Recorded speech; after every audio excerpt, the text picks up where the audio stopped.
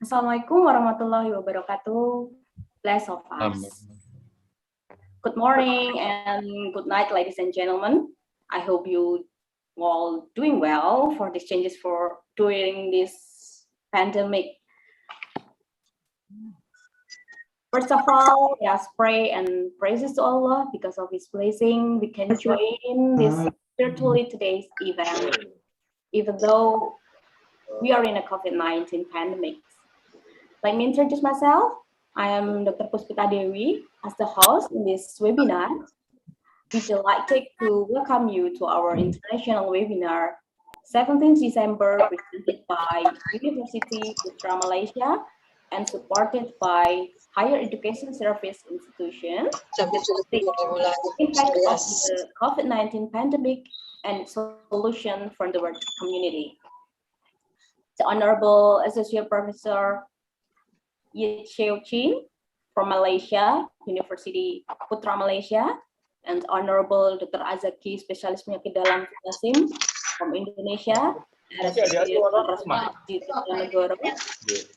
the Honorable Dr.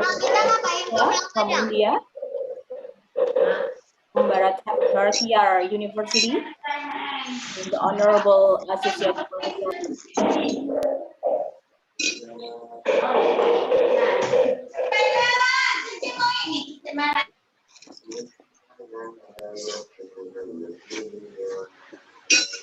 Itu di mute.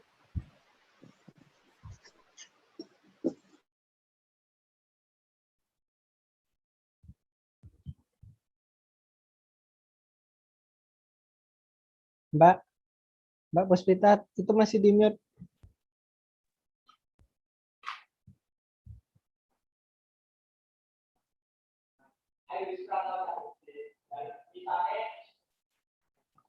Yes, please. in the beginning.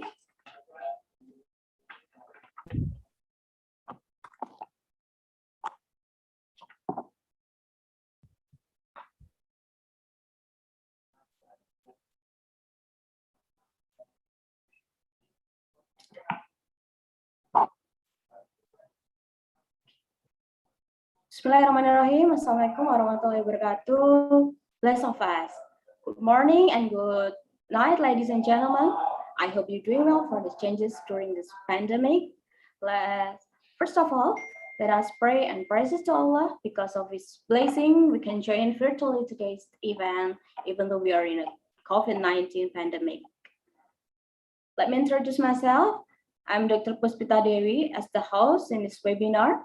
We're delighted to welcome you to our international webinar, 17th December, presented by University Putra Malaysia and supported by Higher Education Service Institution with topics impact of the COVID-19 pandemic and its solution for the world community. The Honorable Associate Professor Yit Sheo Chin from Malaysia, University Putra Malaysia, the Honorable Dr. Azaki, Spesialis Penyakit Dalam Nasim from Indonesia, RSUP Dr. Suraji Tirtonegoro, the Honorable Dr. S. Akila from India, Bharatiyar University, the Honorable Associate Professor Dr. Chong Man Chow from Amerika Serikat, Eastern Michigan University, Professor Dr. Andes Kumaidi, MA PhD from Indonesia, Universitas Muhammadiyah Surakarta, and the Honorable ST Nurwanti, Sarjana Gizi RT MPH PhD. Now, before we go to the main material, let's sing the fourth anthem.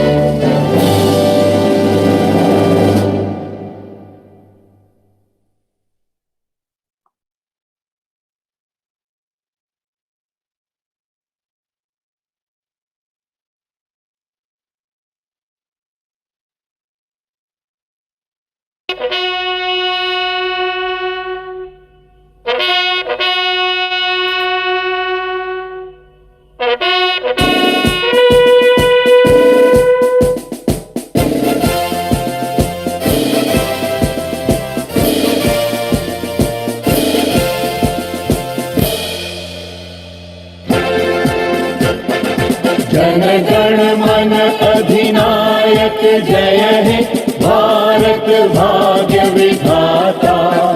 Punjab Sindh Gujarat Maratha Dravida Utkal Ganga, Vindhya Himachal Yamuna Ganga उच्छल जलधि तरंगा।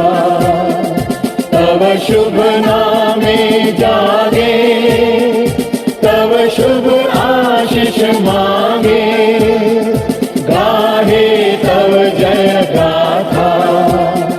जन गण मंगल दायक जय हे भारत भाग्य विधाता। जय हे जय हे जय हे जय जय जय जय हे।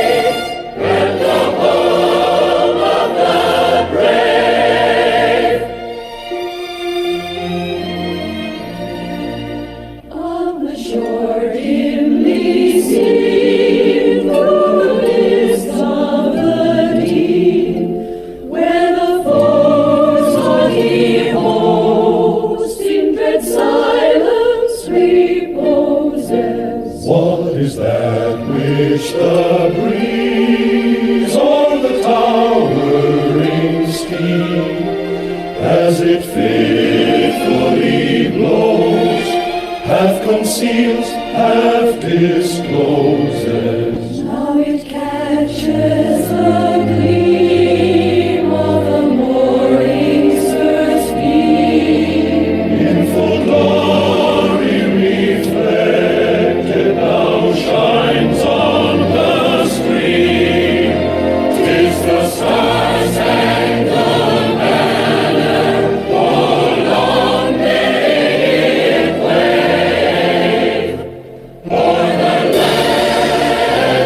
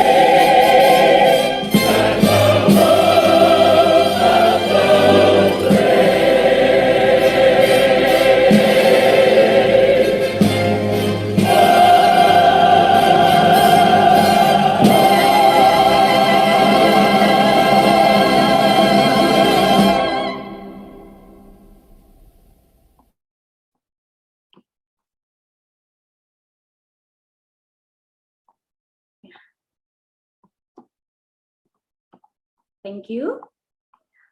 Before we start this webinar, I'd like to thank you to join us on Zoom. You can also see for access this webinar from Dr. Azaki Amrizal SPPD YouTube channel. Okay, now I give the webinar to the moderator, Ms. Esti Nurwanti. Time is yours.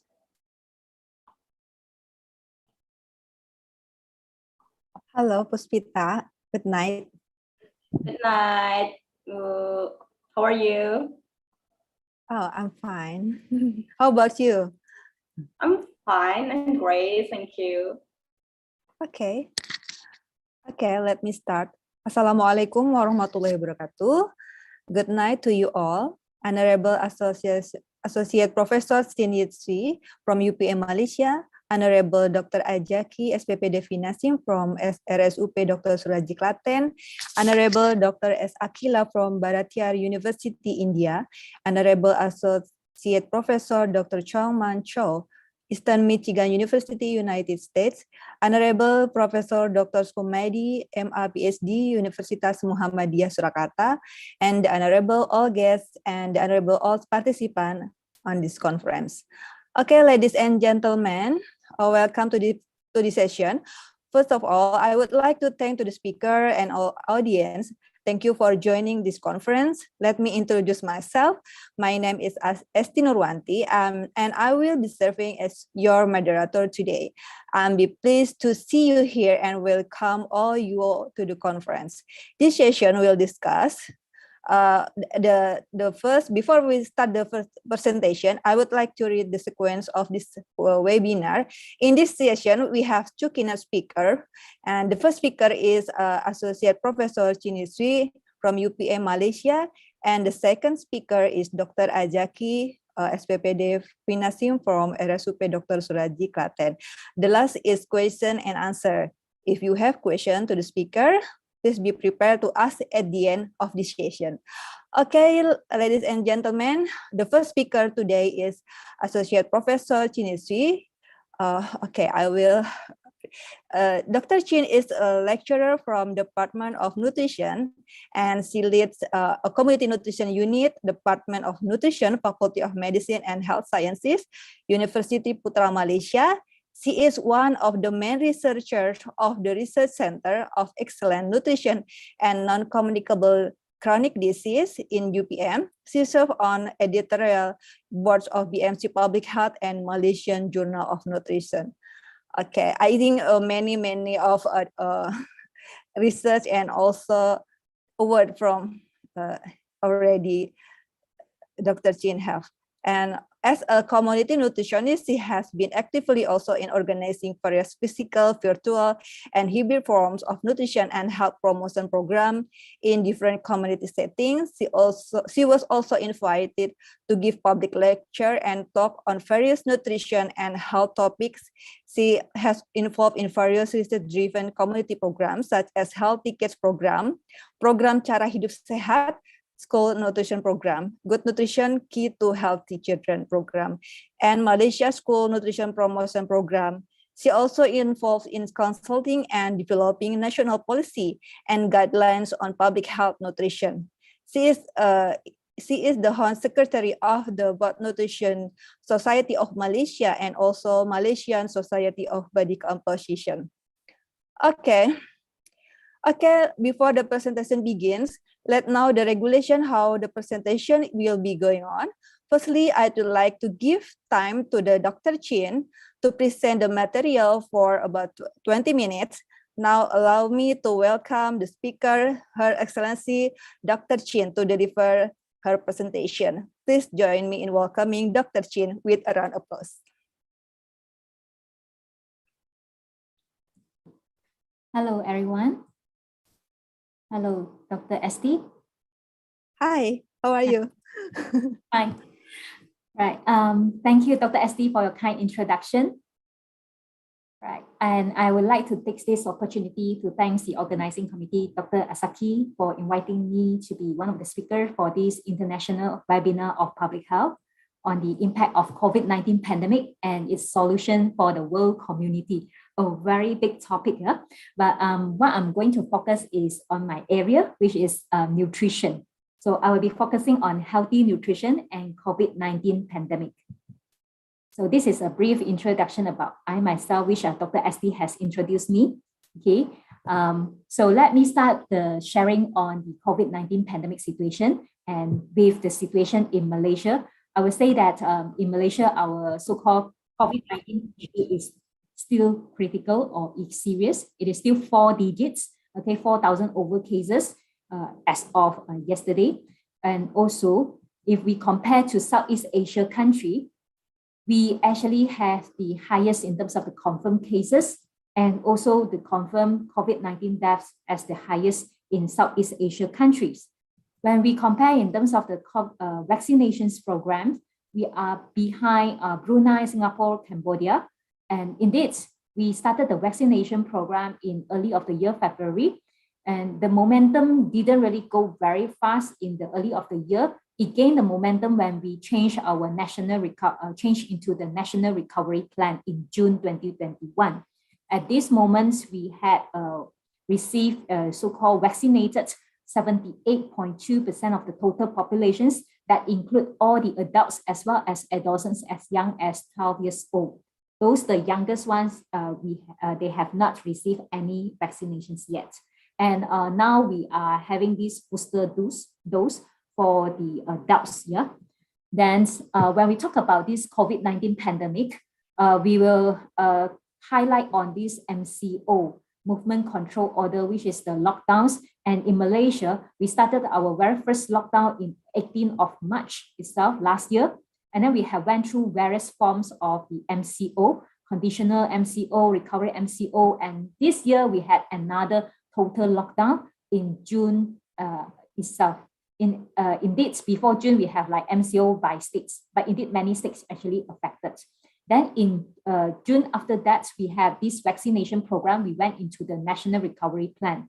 So now we are at the phase 4, whereby most of the working adults already go back to the office, but some of them are still having this mixed mode of working environment, whereby sometimes they have to work from home and sometimes they have to work in the office. And some of the religious congregations are allowed, all the religious congregations are allowed, and then the social activities allowed for 50% capacity with strict SOP, and then traveling across the states as well as allowed to dine in at the restaurants with strict SOPs. So this is the conditions in Malaysia right now. And of course, with the current plan itself, we are actually in the so-called new normal, but indeed no longer new because it's like almost 2 years already with all these SOP like washing hands, social distance, yeah, wearing masks.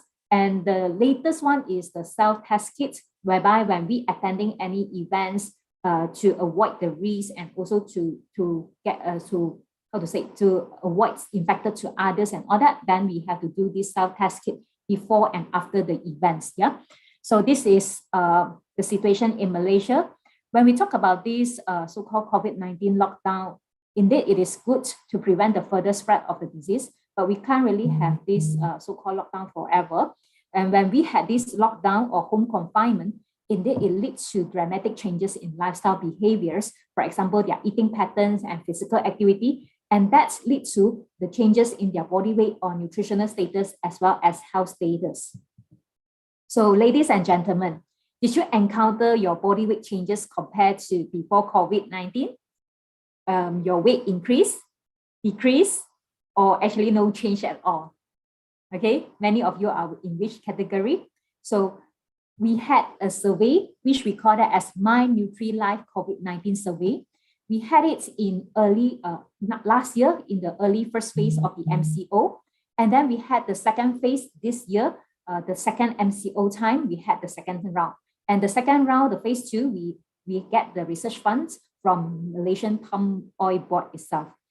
The same study, it's applied to Indonesia last year, which Dr. SD is part of the research team as well. So we use the standardized questionnaire and we assess in terms of the lifestyle, including the self-report weight and height, and the self-report on their disease history, and also the health status, as well as their lifestyle habits like their eating patterns, the dietary practices, and also physical activity. So here I'm sharing with you in terms of the changes of the body weight that I asked you just now. So for Malaysia wise, we had two MCO, we had 2 rounds of data. The first MCO in year 2020, majority or more than 1/3 of them, they have reported like no change in terms of their body weight status. But indeed, another one that they say that their weight actually decreased, another group had weight increase. But when we look into this year data itself, right, majority of them has already reported that their weight increased. So this indicating that the MCO or the prolonged lockdown itself have the impact in terms of the negative side, whereby more cases on overweight and obesity. This is the data that gets from the first phase of the data, whereby 37.5% or more than 1/3 of the Malaysians adults were facing overweight and obesity. But this data, we have to take into considerations that is only limited for those who can access to internet, can answer the Google form that we have. So we are mainly focused on those who are middle and high income group. Indeed, in the National Health and Mobility Survey in Malaysia, we had more than 50% of the Malaysian adults were facing overweight and obesity problem. Yeah, and this situation is also, I would say, also critical in Indonesia as well, because it's 25.9%, meaning 1 in every 4 of the Indonesian adults are also facing overweight and obesity problem. So why is so critical in terms of overweight and obesity problem? It is not just a matter of your t-shirt size have to change to S size from M size or to L size itself, but it leads to health consequences. So the most critical the most critical consequences is the lifespans of the obese people actually it will be shortened, okay, 3.5 to 4.2 years, which means that the obese patients will have a shorter life or have premature death. And of course, we had professors, Emeritus Professor Dr. Muhammad Ismail Noor, he has quoted that obesity is the mother of all diseases. We have to treat obesity seriously, okay? You can see from this chart itself from Croy et al., they have highlighted in terms of the consequences of obesity, in terms of the link with various diseases. And now obesity is also linked with COVID-19. How it linked? Hopkins et al. Okay, have highlighted in terms of obesity and COVID-19 risk. So obesity is related to highest infectious rates in COVID-19 positive, and then higher risk in terms of hospitalization, higher risk in terms of ICU admission, as well as higher risk of mortality, which is death. Yeah. So this is something that we have to pay attention. And of course, when come to the solution is to lose weight, right? So if you want to lose extra or excess weight, how many kilograms do you need to lose in a week? How many kilograms? Okay, so based on our latest Malaysian dietary guideline, of course, we recommend the overweight and obese individuals who want to lose weight, you have to use the safe and healthy weight management methods. So you have to set realistic goals and monitor your weight loss for 0.5 to 1 kilogram per week. What you have to do with this 0.5 to 1 kilogram is through your diet, okay, reducing the amount of food that you are taking, as well as through your physical activity. You have to be more physically active, okay, gradually. If you are not so active, you have to go gradually, increase your physical activity to 60 minutes a day. Yeah. So why we promote healthy eating and active living? Because it is based on the concept of energy balance. Okay. So energy balance is related to your overweight and obesity problem. When we eat a lot, okay, when we eat a lot like this, but we are very sedentary, not active, not doing exercise, then we have a lot of extra energy. When we have a lot of extra energy, it will keep in our tummy, for example, okay, then it will become our extra body fat, okay, that leads to overweight and obesity problem. So this is the so-called one of the findings from our My NutriLife COVID-19 survey, which highlighted in terms of the lifestyle behaviors with body weight changes, which this is the phase 1 data. Okay, we have submitted for paper publication. Hopefully it can be published by early of the year next year. Yeah. So we want to share with you in terms of key findings here is during MCO itself, actually 41.2% highlighted that their eating patterns become healthier, but 1/3 of them saying that their physical activities are reducing, okay, because they have to bound at home, cannot go out to exercise. And 1/4 of them have poorer sleep quality. Then in terms of like associations wise, the one that have less frequent practice on healthy cooking methods and lunch skipping, they were associated with more weight gain, okay, increase in their body weight.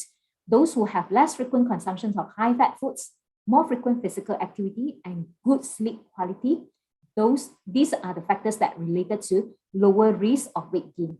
Yeah.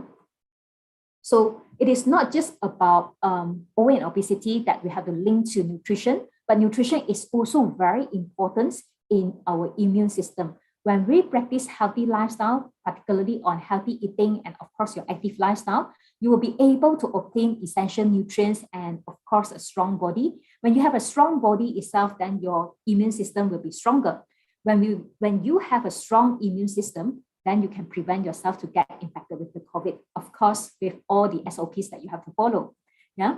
So what we have to eat to boost our immune system, is there any special food that we have to eat? Okay, the answer is no special food, but you have to eat a variety of foods for a healthy and balanced diet. Yeah. So you have to practice healthy eating daily, which we call that as nutritional resilience. Okay, that is also highlighted by WHO, World Health Organization. This is one of the effective methods to strengthen up your immunity to fight with this COVID-19 for infecting our body. So what is so-called the healthy eating pattern? According to Malaysians as also the Indonesians groups, for this group of individuals, they highlighted that when they practice healthy eating, healthier eating patterns, it means that they have higher frequency of practicing healthy eating concept. For example, follow the food type pyramid, follow the healthy plate. They have higher consumption in terms of vegetables and practice healthier cooking methods. Okay, they cook more and healthier cooking methods are more. And also they have, for Malaysian-wise, we have indicated that home-cooked meals consumptions increase is also related to healthier pattern. And for Indonesians, they highlighted that the higher frequencies of consuming legumes and nuts is also related to healthier eating patterns. And when they highlighted the healthier eating patterns, it means that they reduce in terms of the frequency of consuming sweet foods, high sugary foods, drinking sugar-sweetened beverages, consuming foods or drinks from restaurants, hawker centers, coffee shops, or other food stores, consuming fried foods or high-fat foods, and also order foods from the delivery apps. Yeah. So meaning they eat less out and more on the home-cooked meals. Yeah. So this is some healthy eating concepts that we would like to share with you. Okay, so in terms of healthy eating concepts, then for Malaysians, we will follow our Malaysian food guide pyramids for our daily recommendations. And then for our main meal consumptions, we will follow our Malaysian healthy plates, which we follow the suku separuh concept, quarter half concept itself. Okay, for Indonesians, you have also your tumpeng gizi seimbang, and also you have your healthy piring as well. Yeah, so you can follow this concept and practice your healthy eating. And of course, I would like to highlight here is also some specific food groups. For example, fruits and vegetables. You have to take colorful fruits and vegetables. When you take various colorful fruits and vegetables, you will gain various nutrients. You have to gain enough nutrients and also various nutrients so that you can fight with the COVID-19 and increase your immune system. When it comes to nutrients itself, then vitamin C is something very popular during this COVID-19 pandemic. So indeed, if you are concerned whether you really have to take the vitamin pill, it is not necessary if let's say you have practiced healthy eating. Indeed, we need only 70 milligrams per day in terms of vitamin C for adults. Yeah. So let's say you are taking half of the guava, you already obtain 228 milligram vitamin C, much more higher than your requirement. Okay, so indeed, the guava is not just having the vitamin C, but also other nutrients. So that's why we recommend you have to take your nutrients or all the so-called important nutrients through your food instead of taking the vitamin pills. Okay, so what you have to eat less, of course, the high sugar, salts, okay, and fats foods or beverages, especially on the ultra processed foods, okay, like the sugary drinks, the chips, the candy, instant noodles, sausage, and nuggets. Like sausage itself, you will see like it is really high in those unhealthy nutrients like the high fats, yeah, high cholesterol related to all the so-called non-communicable diseases risk, yeah. So that's why we have to reduce in terms of that component. And when we come into our eating practices, then we have to cook more at home, whereby we can control the ingredients, we can control the sugars, we can control the salts and all that. And we can practice healthier cooking methods. there are more healthier cooking methods compared to the unhealthy cooking methods, right? The unhealthy cooking method is just right, but healthier cooking methods, you have 6 to choose here, right? And then, so come to the take-home message here. So take-home message for everyone here, practice healthy eating daily with these 4 tips here. Eat your balanced meals in appropriate amounts with different foods, variety of foods, balance, moderation, and variety, B and V, okay? And eat more fruits and vegetables, eat less high sugar, salt, and fat foods. And you have to cook at home so that you can control the ingredients and choose the healthier cooking methods and avoid eating out, because when you eat out, normally the choices are more to the high fats and high salt foods. Okay, with that, thanks for your kind attention. Dr. Esti, over to you. Yeah, thank you, Dr. Chin, for the informative presentation. You say about the prevalence of overweight and obesity among Malaysian adults is still high, right? Overweight is around 30.4% and obesity is 19.7%. And you say that also the obese patient have shortened life and also have the higher risk of the diabetes mellitus and also other non-communicable disease. And Dr. Shin also suggests to practice the healthy eating daily, like eat balanced meal in appropriate amount of different foods, eat more fruits and vegetables, eat less high sugar, salt, and fat foods, and also cook at home with healthier cooking methods. Okay, thank you, Dr. Chin. Okay, we move to the second speaker. The second speaker today is Dr. Ajaki. Okay. She is an internist at RSUP Dr. Surajit Tirtonegoro, Klaten. He is also Ketua Pokja KIPI Kabupaten Klaten and also pengurus inti Komunitas Kesehatan Nasional or Komkesnas, and also Ketua Tim dan Pokja Geriatri RSUP Dr. Surajit Tirtonegoro, Klaten, dan reviewer jurnal Dikti, pembina paguyuban hemofilia, dan dosen klinis FKKMK UGM. Okay, she born at Padang is 20 December 1985. Okay, Dr. Ajaki, how are you today? Fine, thank you. Okay, now allow me to welcome the speaker, His Excellency Dr. Ajaki, to deliver his presentation. Please join me in welcoming Dr. Ajaki with a round of applause.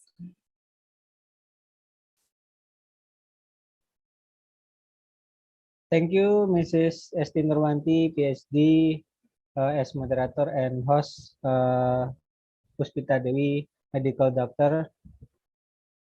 Now, I want to present to all of us about COVID-19 and the solution, especially in Indonesia, because we have 2 years of this pandemic, many experience about this pandemic, and I would like to discuss about it. This is my curriculum vitae. Okay, what is COVID-19? Actually, coronavirus disease 2019 is a disease caused by a virus, severe acute respiratory syndrome, coronavirus 2 or SARS-CoV-2. And as we know, this case was reported as mysterious pneumonia in Wuhan, China, 31 December 2019. And then pneumonia is inflammation of the lungs caused by pathogens such as viruses, bacteria, and fungi. This is the original country, China, Wuhan in Hubei province, as the origin of SARS-CoV-2. How many people are infected with COVID-19? Around the world, about 270 million cases with 5.31 million deaths. And in our country, Indonesia, about 4.26 million cases and 144,000 deaths. How is the trend of COVID-19 cases now? It's data several days ago, 12 December 2021. New case 163 cases, average 7 days 108 cases. And in the world, 12 December 2021, new cases, new case about 400,000 cases, and average 7 days about 600,000 cases. Okay, we discussed about COVID. As we know, how can it be contagious? Direct splash, 1 until 2 meters distance from people who are coughing, sneezing without covering. And indirect, droplets spill on the surface of object, and then we touch with our hand. Our hands touch our face, eyes, nose, mouth without washing our hands. It can be contagious, direct and indirect. What is the difference between droplet and airborne? We know SARS-CoV-2 contagious by droplet, and droplet is larger than airborne. Yeah, airborne is more far distance than droplet, like TB, measles, and other viral strain. Droplet like SARS-CoV-2, influenza, bird flu, Ebola, and other coronavirus.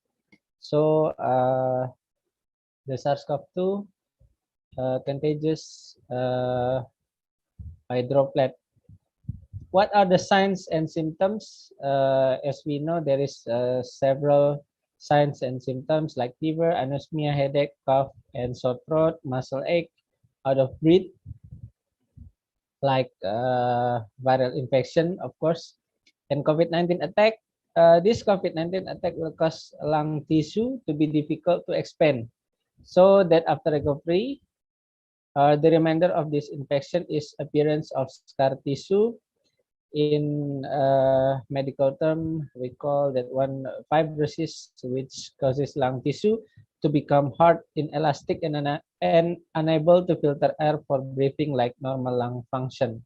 This is the impact for our health condition after COVID-19 attack. While the infection is still ongoing or when the infection process has ended, the wound or damage that occurs can last longer with the emergence of maladaptive healing in form of excessive scar tissue formation or fibrosis.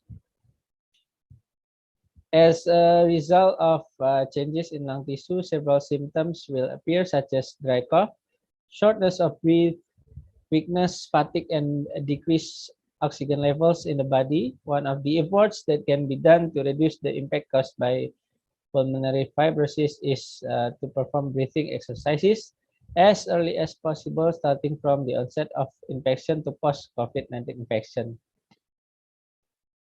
In patient with coronavirus disease 2019 or COVID-19, the most common clinical symptoms are fever and cough, shortness of breath, and other breathing difficulties, in addition to other non-specific symptoms, including headache, dyspnea, fatigue, and muscle aches. In addition, some patients also report digestive symptoms such as diarrhea and vomiting. COVID-19 is similar to SARS and MERS in several clinical manifestations. As we know, before this pandemic, there is SARS and MERS. Fever occurs in 98 until 100% of patients with SARS or MERS, compared with 81.3% of patients with COVID-19. A total of 18.7% of patients had no fever on admission, indicating that the absence of fever cannot rule out the possibility of COVID-19. Although the patient initially has a fever with or without respiratory symptoms, varying degrees of pulmonary abnormalities develop later in all patients, and this can be seen on a chest CT scan.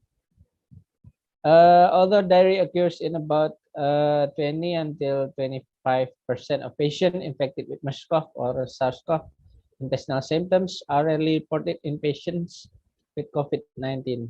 Typical mild COVID-19 pneumonia begins with opaque glass opacities in small lower lobes, subpleural, unilateral, or bilateral, which then progress to a pattern of paving and subsequent consolidation. It's radiology uh, performance from COVID-19 patient. How about respiratory rehabilitation? There is the respiratory system rehabilitation program, respiratory by doing several exercises to keep lung tissue exposed to COVID-19 maintained from the start so that the effects of fibrosis or hardening of lung tissue can be reduced. If it can be done from the start of COVID-19 infection, especially during the self-isolation period at home, then the results obtained will be better to maintain lung capacity. The principle of respiratory rehabilitation is a simple, safe, easy to apply exercise that can be done anywhere, including during self-isolation at home. The role of breathing exercises is to maintain lung development, conserve energy, saving energy when breathing or doing activities, and to maintain fitness during this COVID-19 pandemics. This exercise also aims to reduce the rate of fibrosis or scar tissue formation in the lungs, along with improving the mechanism of lung expansion. The body's oxygen supply and gas exchange in breathing will improve, thereby reducing the fatigue then that often appears when infected and still remains after COVID-19. So this is the uh, useful of respiratory rehabilitation. The breathing exercises provide consist of a series of exercises to regulate the rhythm of breathing, chest development exercises that activate the supporting muscle of the chest cavity or chest wall, as well as exercise for the main respiratory muscles. Diaphragm exercise. This is exercise of breathing, setting isolation at home and work. Sitting mobilization, deep breathing practice, relaxation, and shoulder joint exercises. Calf exercise, chest wall mobilization, prone position is the sample from RSP Persahabatan, one of the biggest hospital in Jakarta, is the center of COVID-19. Is there a cure for COVID-19? So far, there is no cure for COVID-19. The treatment given is only supportive and prevents complications. So prevention is much more important. Then how do we prevent it? COVID-19 prevention, wash hands with soap and water or hand sanitizer. Do not crowd and maintain a minimum distance of 2 meters. Always wear a mask when leaving the house. Reduce physical contact, especially shaking hands. Apply cough and sneeze etiquette. Run a clean and healthy life. Avoid touching the face area before washing your hands.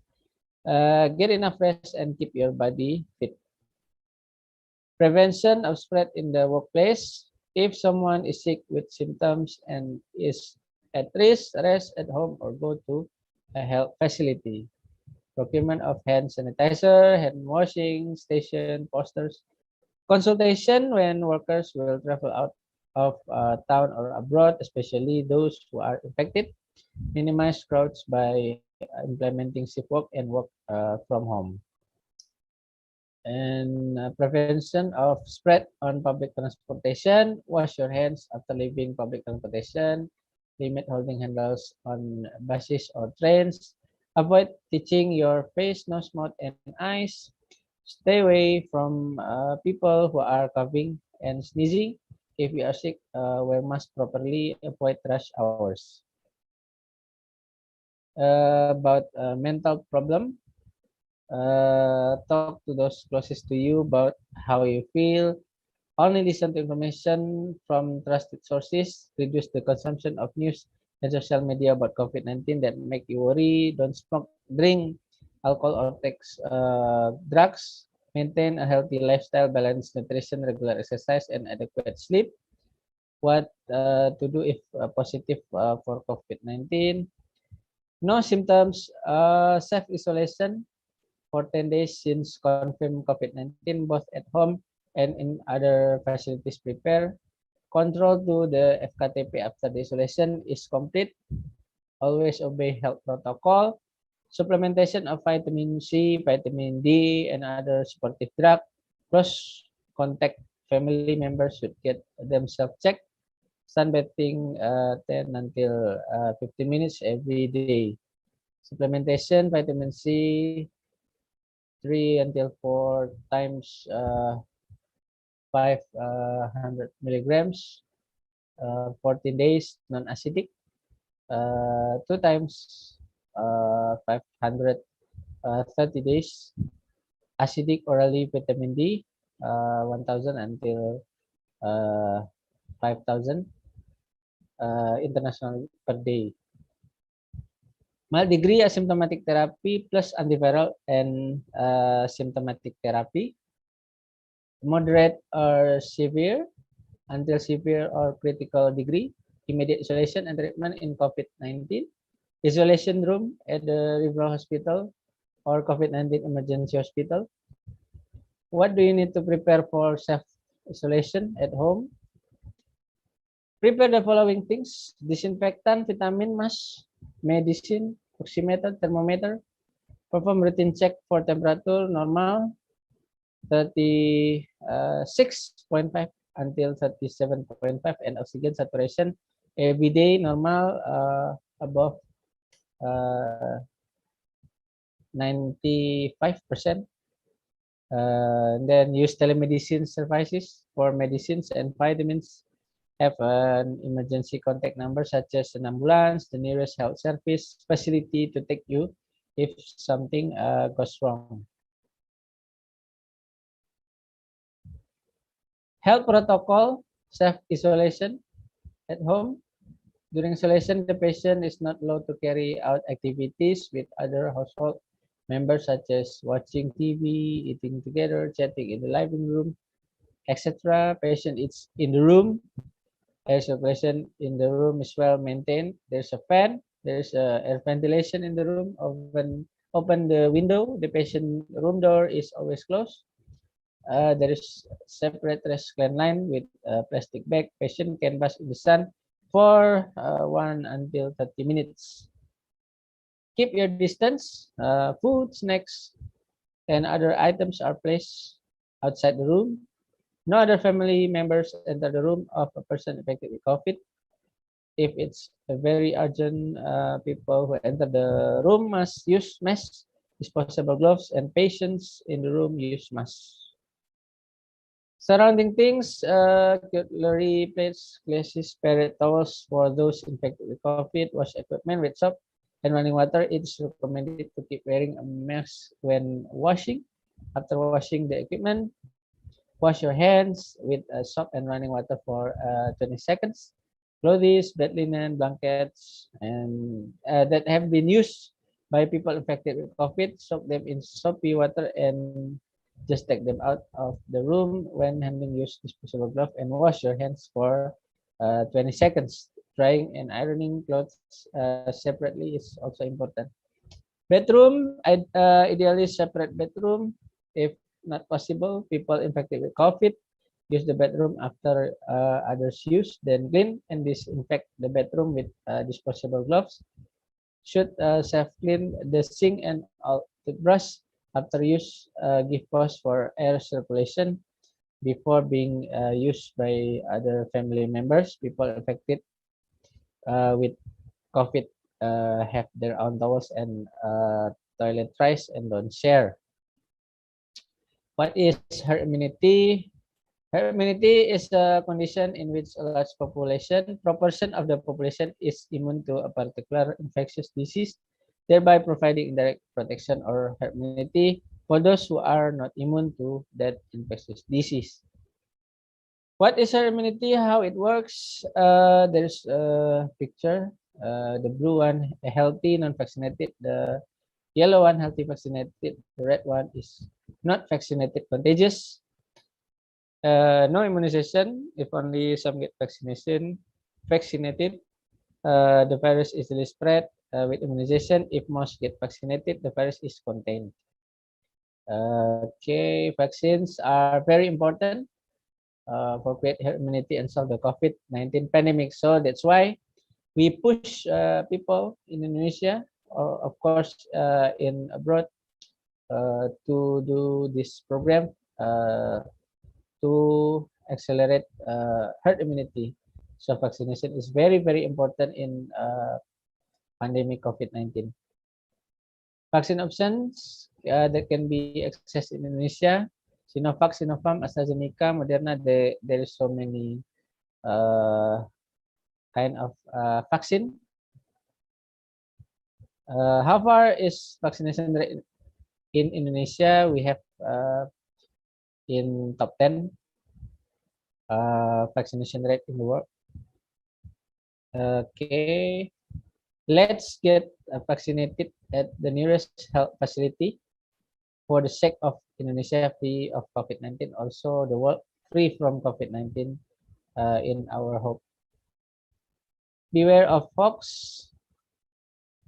Garlic prevents transmission of COVID-19. So far, there has been no research that conclusively prove this. It's hoax. And then hoax, COVID-19 transmitted via package from China. Yeah, the result of the analysis of data on the coronavirus showed that the virus did not last long on the surface of objects, especially packets that had been sent 4 days from China. It's hoax. And then hoax, COVID-19 is so deadly that we need to panic. The result of the analysis of data on coronavirus showed that COVID-19 has a mortality rate of around 2 until 3%, much lower than other outbreaks, SARS, MERS, swine flu. No need to panic, but stay alert. Hoax, COVID-19 spread through swimming pool. According to the CDC, there is no evidence that coronavirus can survive in water or be transmitted through water. Swimming pool water contains chlorine, which can kill viruses. However, you still have to be vigilant and keep your distance from other swimmers. Hoax, bear milk can cure COVID-19. Bear milk cannot kill the SARS-CoV-2 virus. However, milk is still good for meeting daily nutrition, but must be accompanied by the consumption of other foodstuffs. Okay, this comorbid, and this about rehabilitation. Thank you for your attention. I come back to moderator. Okay, thank you, Dr. Ajaki. So COVID-19, so how it can it be contagious? Because COVID-19 can transmit direct or indirect. Direct place 1 to 2 meters distance from people who are sneezing without covering, or indirect, like droplet spills on the surface of object and we touch with our hands and our hand touch our face, like eyes, nose and mouth, and without washing our hands. And Dr. Ajaki also said that COVID-19 prevention, the first is apply cough and sneeze etiquette, and also run a clean and healthy life, and also avoid touching the face area before washing your hands, and also get enough rest. So it is very important. So we have to get the enough rest and keep our body fit. Okay. Now we come to the question and answer session. I'd like to maybe in this chat room, I have one question. I think this is for Dr. Chin, right? So from Nur Narita Laila. Let me introduce myself, Nur Narita Laila from Indonesia, precisely in Aceh.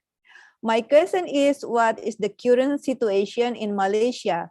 So, because we heard that the news on television that Malaysia is quite reliable in handling COVID-19. This is example that other countries should follow. If you may know what action the Malaysian government has taken in the handling COVID-19, and does that blood type affect the level of resistance of human body? Maybe Dr. Chin can answer. Thank you, Dr. SD. I think there are two main parts of the questions here. So I answer the first part in terms of the COVID-19 handling in terms of Malaysia situations.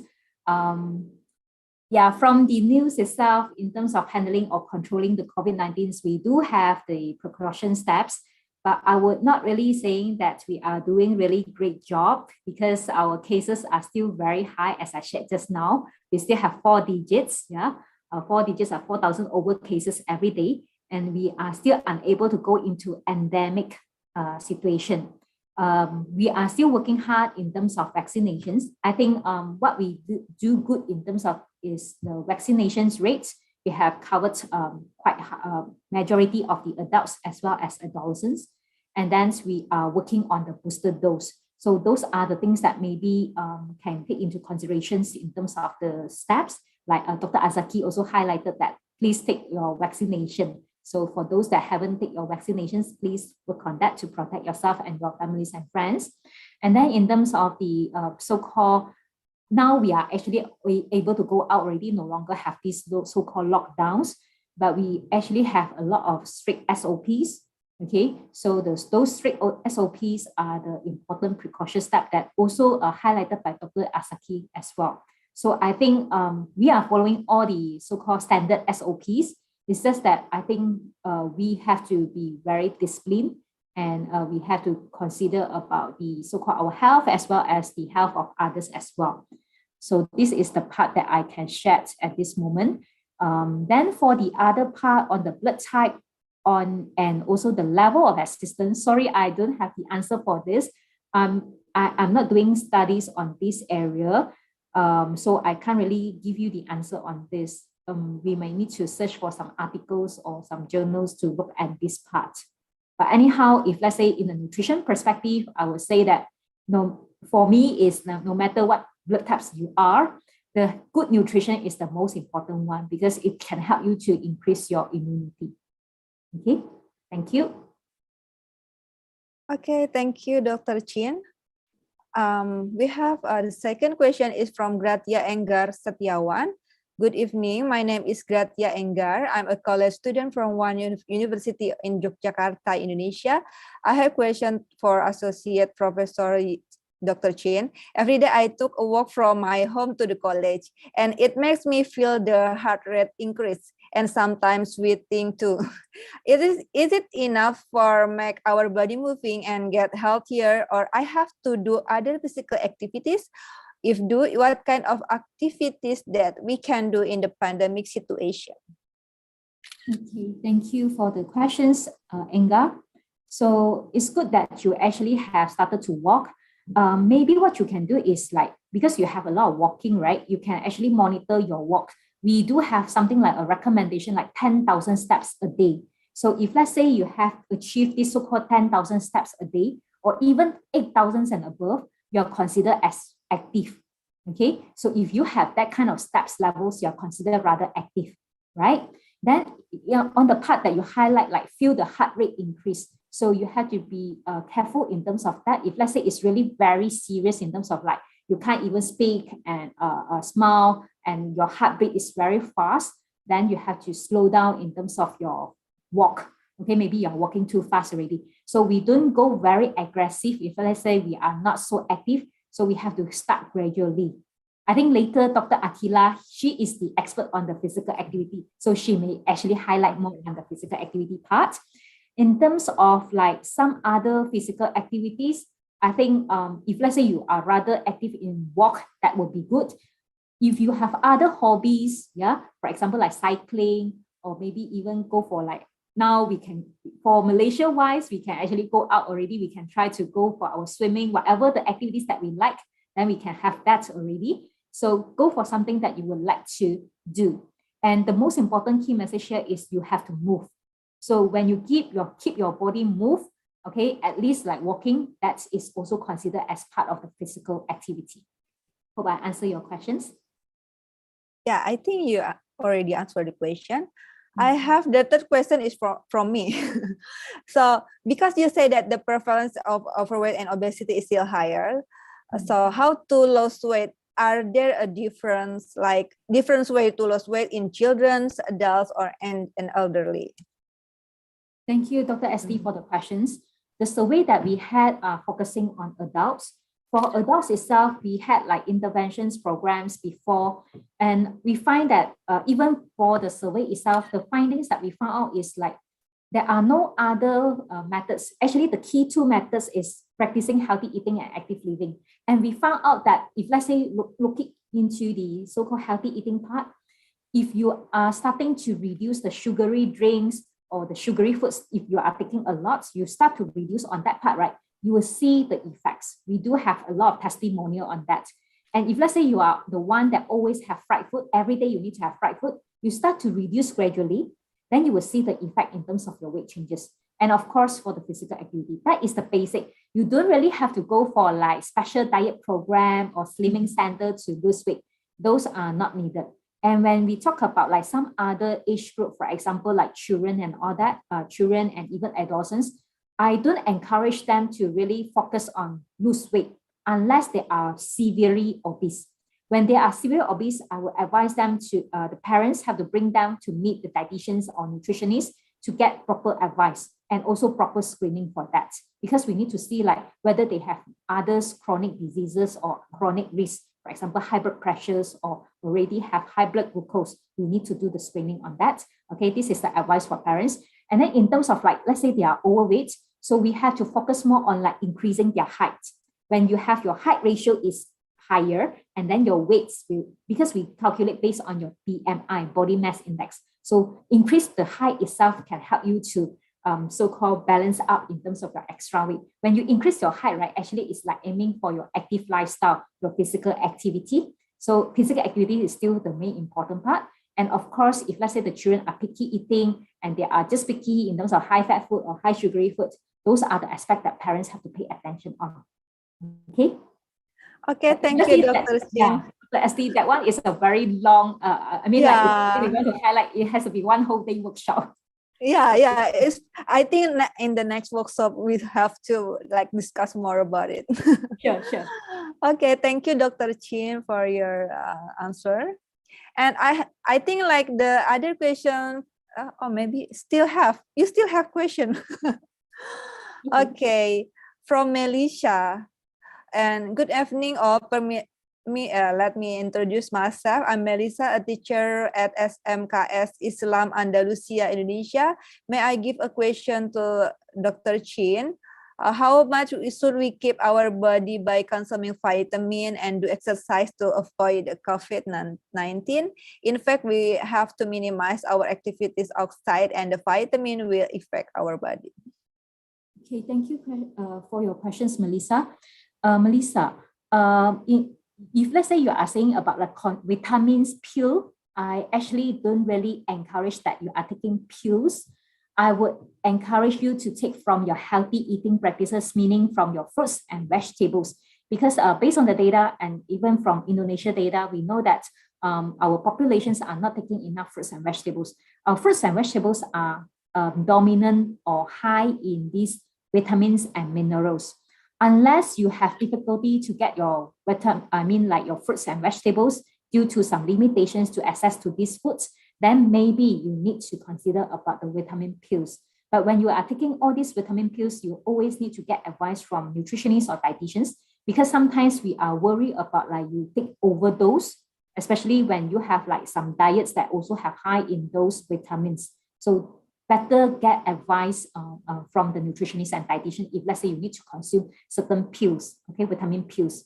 Then in terms of the exercise, I think there is no magic bullet for that. I mean, like you have to really move. So if let's say you based on the steps, then you go for 10,000 steps. If let's say we go by timing or type of exercise, moderate to vigorous exercise, then you have to go for 30 to 60 minutes. Okay, it depends on your active level. If you are the types that very sedentary, never exercised before, then you have to start with moderate and vigorous activity. Start from maybe 30 minutes first, then only you increase to 60 minutes. If let's say you are old and obese, then you have to aim for 60 minutes for most of the days in a week.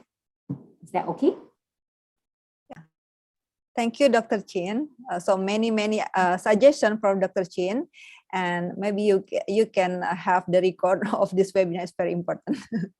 Okay, thank you, Dr. Chin. I will move to the question for the Dr. Ajaki. Yeah. Dr. Ajaki, now the Omicron has entered Indonesia, right? So how about the transmission of the Omicron, and is it more contagious than like the previous one, Delta, and how about the severity? Thank you. Yes, from the report, the Omicron is milder than Delta variant, yeah, but it's more transmittable. Jadi, so the variant of virus is more transmittable, but milder. So the sign and symptoms is like muscle ache, not specific in respiratory tract like Delta. So the variant of Delta we know can make a sign and symptom in the respiratory and gastrointestinal system like cough and then dyspnea and then vomiting. But in new variant Omicron, the sign and symptoms reported milder than Delta. That's one. Yes. Okay, so it means that we don't have to worry, right, about many Omicron, or maybe we like still have to prevent the Omicron. So we hope that the Omicron is like we don't get the virus. I think. We still alert about the population with high risk, like older people and then people with comorbid like diabetes, hypertension. But in healthy people, it's reported that the Omicron effect is not as serious as the Delta variant, the previous one. So we still waiting for the report in Indonesia, yeah. But we have to optimistic about this variant is not as dangerous as variant Delta.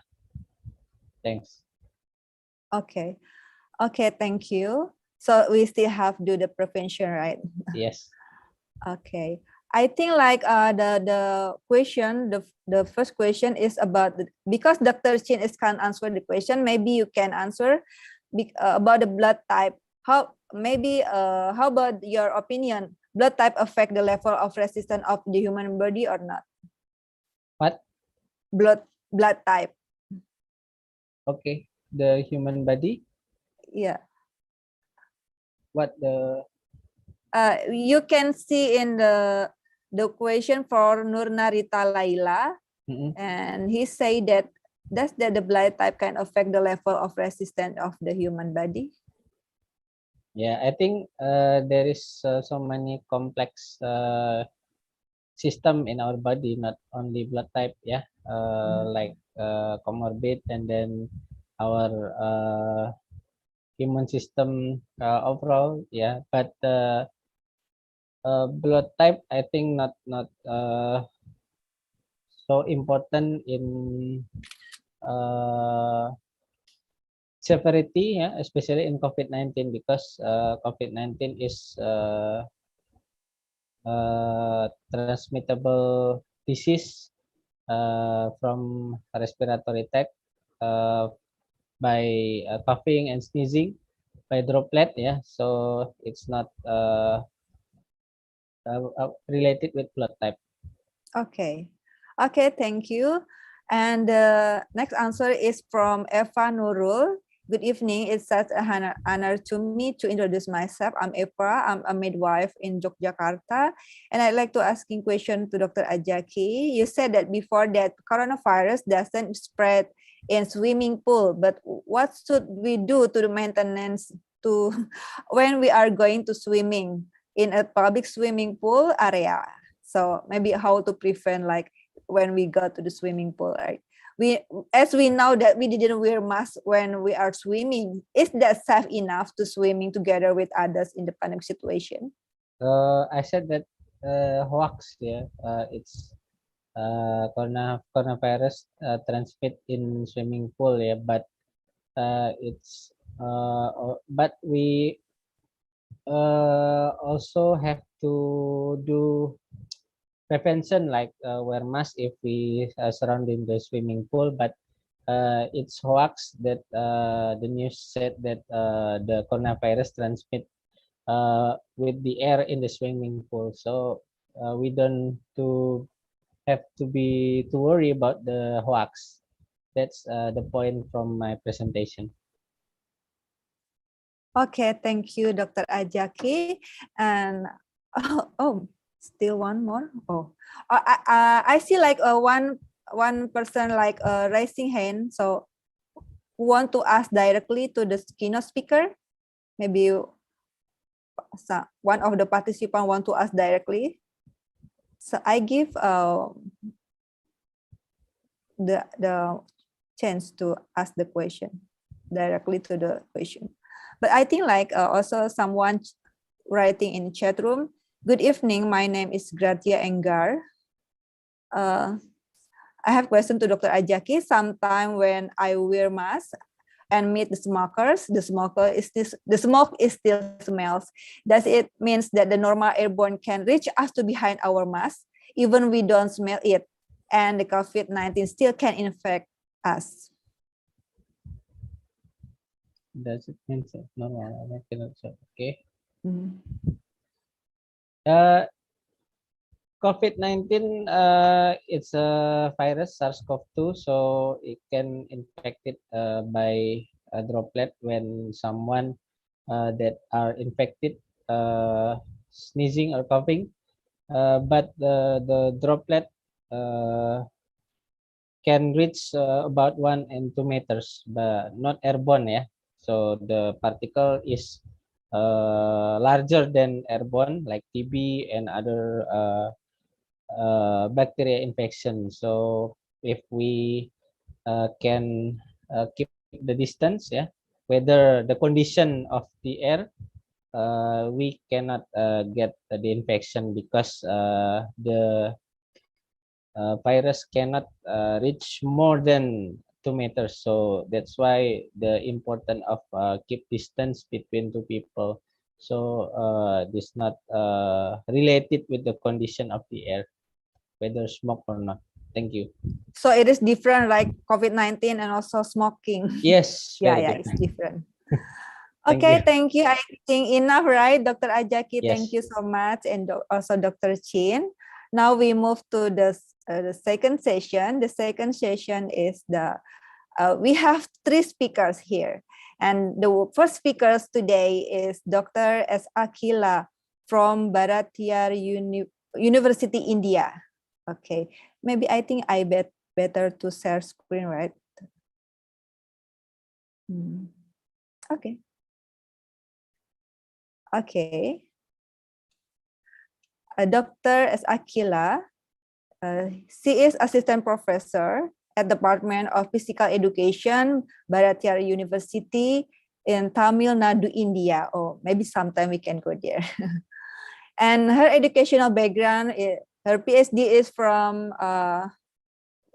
Doctor of Philosophy in Physical Education from Ramakrishna Mission Vivekananda University, India. And also her master, also physical education in Bharatiya University. And wow, many master. Master of Science also in Applied Psychology, and also Master of Science Yoga in Tamil Nadu Physical Education University. Wow, many education. She also have bachelor degree in physical education from the College of Physical Education, Madras University, and also bachelor of education from Ramakrishna Mission, Vivekananda University, and also bachelor of science, physical education, health education, and sport from India. And also like many courses such as child development, Special Olympics, fitness management, yoga education. And also she has also certificate courses completed like from first aid, from John Ambulance Association, mental health first aid, and also many courses. And also she have also many research projects completed during coursework, like in PhD degree, I think like she conducts study about the effect of adaptive yogic technique on physiological, hematological, psychomotor variables of intellectually challenged children with the Down syndrome. And I think like, many research. And also international visit to Malaysia, Philippines. How about Indonesia? Maybe someday, right? And also about the grant, many grants. One of the grant is about the survey on physical fitness and mental health of transgender. Well, Department of Health Research, India. Okay, maybe I think like you are very multi-talented, right? Okay, so now allow me to welcome the speaker, Her Excellency Dr. Akila, to deliver her presentation. Please join me in welcoming Dr. Akila with a round of applause.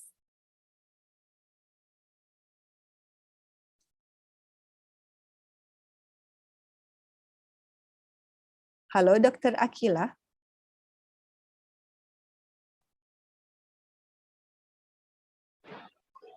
Yes, just now the host permitted me to unmute, and it was a tiring introduction for you. I hope.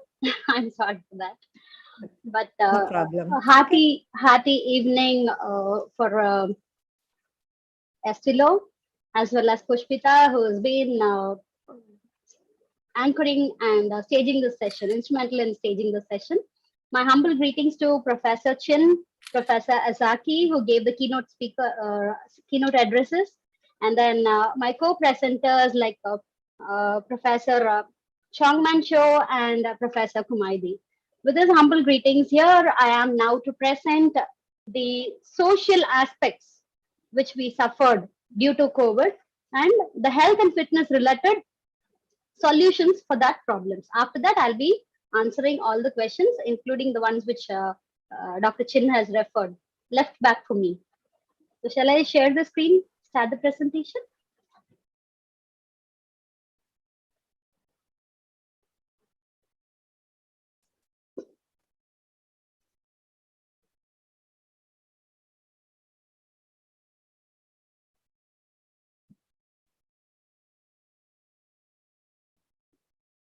Dear friends, after this pandemic, we nearly had a 2 years of tiring pandemic situation.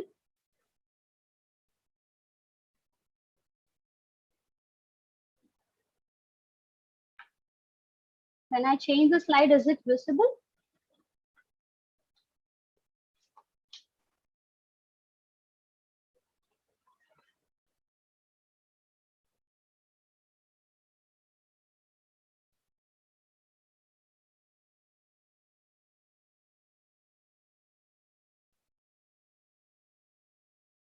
Is the slide visible? Maybe you can do the full screen for your slide. That's what. Yeah, full screen.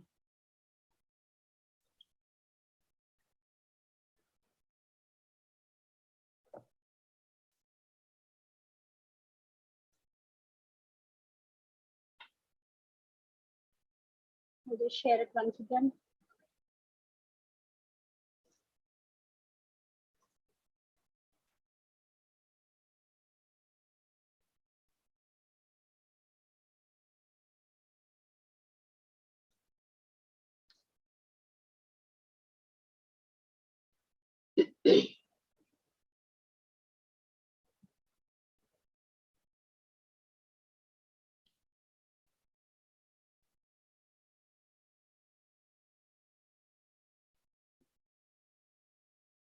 Yeah, yeah, already we can see it. And maybe you can try to next the slide. Is it in full screen mode now? I not yet. Sorry. And now I'm actually changing in the computer, but it is not. Yeah, Is it visible now? still the same. Still the same.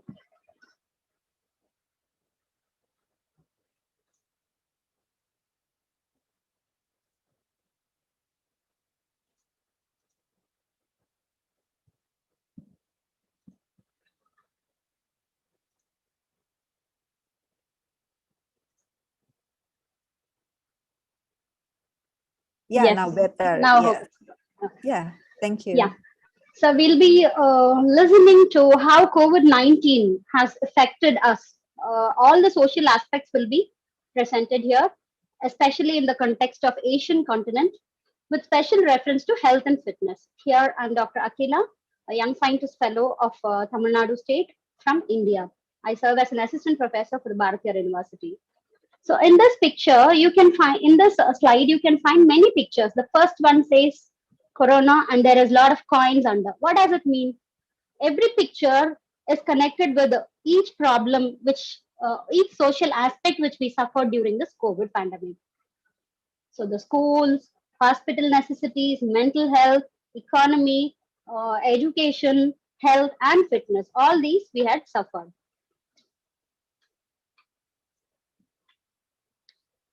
As a synopsis, I'm going to tell you what all I'm going to talk in this next 30 minutes. I'll be explaining the need of the hour to have a look at what are the social aspects and how we are going to manage all that. And I'll be talking about the demographic dividend, then the social aspects and impact of COVID on these social aspects, and then the best practices among Asian countries, health and fitness, and best traditional practices of India. With that, I'll be summing up. What do you think the need of the hour would be? We are all into the COVID pandemic has shook the world to a stunning shock. So, what should we do? What we should not do? How to do? When we should do to ensure a safe and happy life? That is running inside everybody's mind. So, what we have to do, what we should not do, is what is going to be in the further slides. So, as I told you, the demographic dividend. Dear friends, we all might know we all would have known about what is demographic dividend. Even if we would not have heard, I will just explain it to you. The country which has a lesser number of population, a minimum number of population as the dependent population, that is, people or children who are less than 15 years and elders who are more than 65 years. Those are called as dependent population. When the dependent population is less, the youth population will be high. So a demographic dividend means the highest economical possibility of that particular nation will be possible when the youth population of the country is so high. So here in the slide I've presented the various demographic dividends achieved by various countries which are in the race in the present generation, like a decade back or 2 decades back. Since then, I've just rated it here. In that, you find India here. It started in 2018, and this is going to be the peak time for India. Actually, the exact meaning is this demographic dividend is when every country gets a chance to become a developed nation. If we are an underdeveloped nation or a developing nation, this is a wonderful chance where we get an opportunity to make up to become a developed nation. But this demographic dividend is totally affected by COVID because COVID has set all our dreams straight. So, talking about Indonesia's demographic dividend, this 2021 is the highest. It started in 2012 and it closes by 2036. That means by 2021 we should have attained the peak. But did COVID allow us to do it? Did we were we able to reach the highest economical position amongst the other countries? That is the biggest challenge. The first biggest challenge, the economic downfall caused due to impact, biggest social impact due to COVID. When we talk about Malaysia, it was like in an article, it was stated for the past from 1950 to 2050, there was an analysis, And they say Malaysia takes few more decades to reach that demographic dividend, to make the best out of that demographic dividend. The reason which they say is because of the lot of crisis has gone in between, and then presently during the COVID time, Malaysia has gone in for very strict, many number of lockdowns with a strict discipline. So slowly, they'll catch up and pick up. So since we three countries are here, I thought we'll summarize all the three and present it to increase the intensity or curiosity of the listeners to pay more attention. Next, I would like to point out all the social aspects of COVID, how COVID had impacted. We were into a shock. We were into a lot of procedures to control the disease spread. Then we were very cautious about health. We wanted to know about the preventive measures. In spite of managing methods, we wanted to have preventive measures. That's why we stayed all in quarantine. We followed all SOP guidelines. And then economy, as I told you before. Then comes poverty, mental health, education, and fitness. All these areas are the highlighted social problems suffered because of COVID. So what were the initiatives taken by the government? The government went in for a lockdown. Then many agencies brought in a lot of guidelines, especially COVID guidelines of social distancing, self-isolation if we are symptomatic, or going for a medical care with so much of cautions. Then the WHO gave plenty of guidelines. Each country's government gave separate, distinct policies which are suitable, practically possible for that own country. Then UNICEF, UNESCO, UNDP, all these people had worked tremendously overnight to control COVID, at least to this extent. See, this is a GIF image which shows how gradually COVID has spread all over the world, exploiting the growth of the world.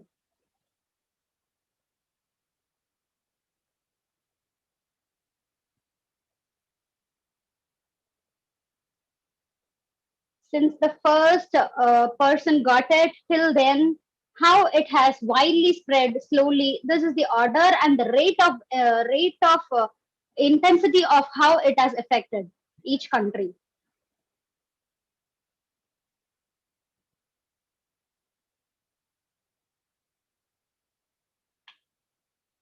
Okay, what are the other challenges which we face during and post lockdown? We had a lot of environmental challenges.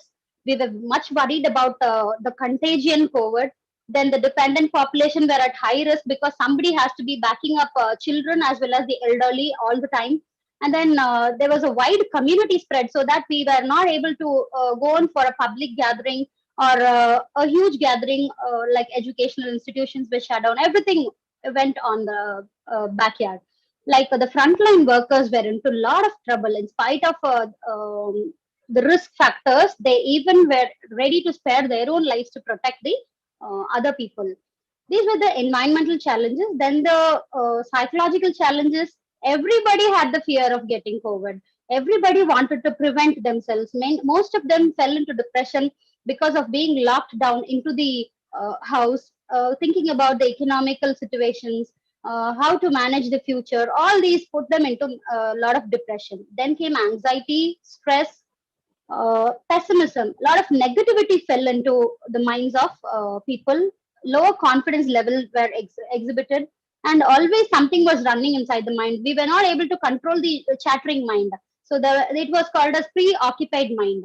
The physiological challenge, which we almost every COVID patient had a eye on, was to develop a strong immune system. If the immune system was strong, we were able to survive for another few years or few months. That was the biggest concern.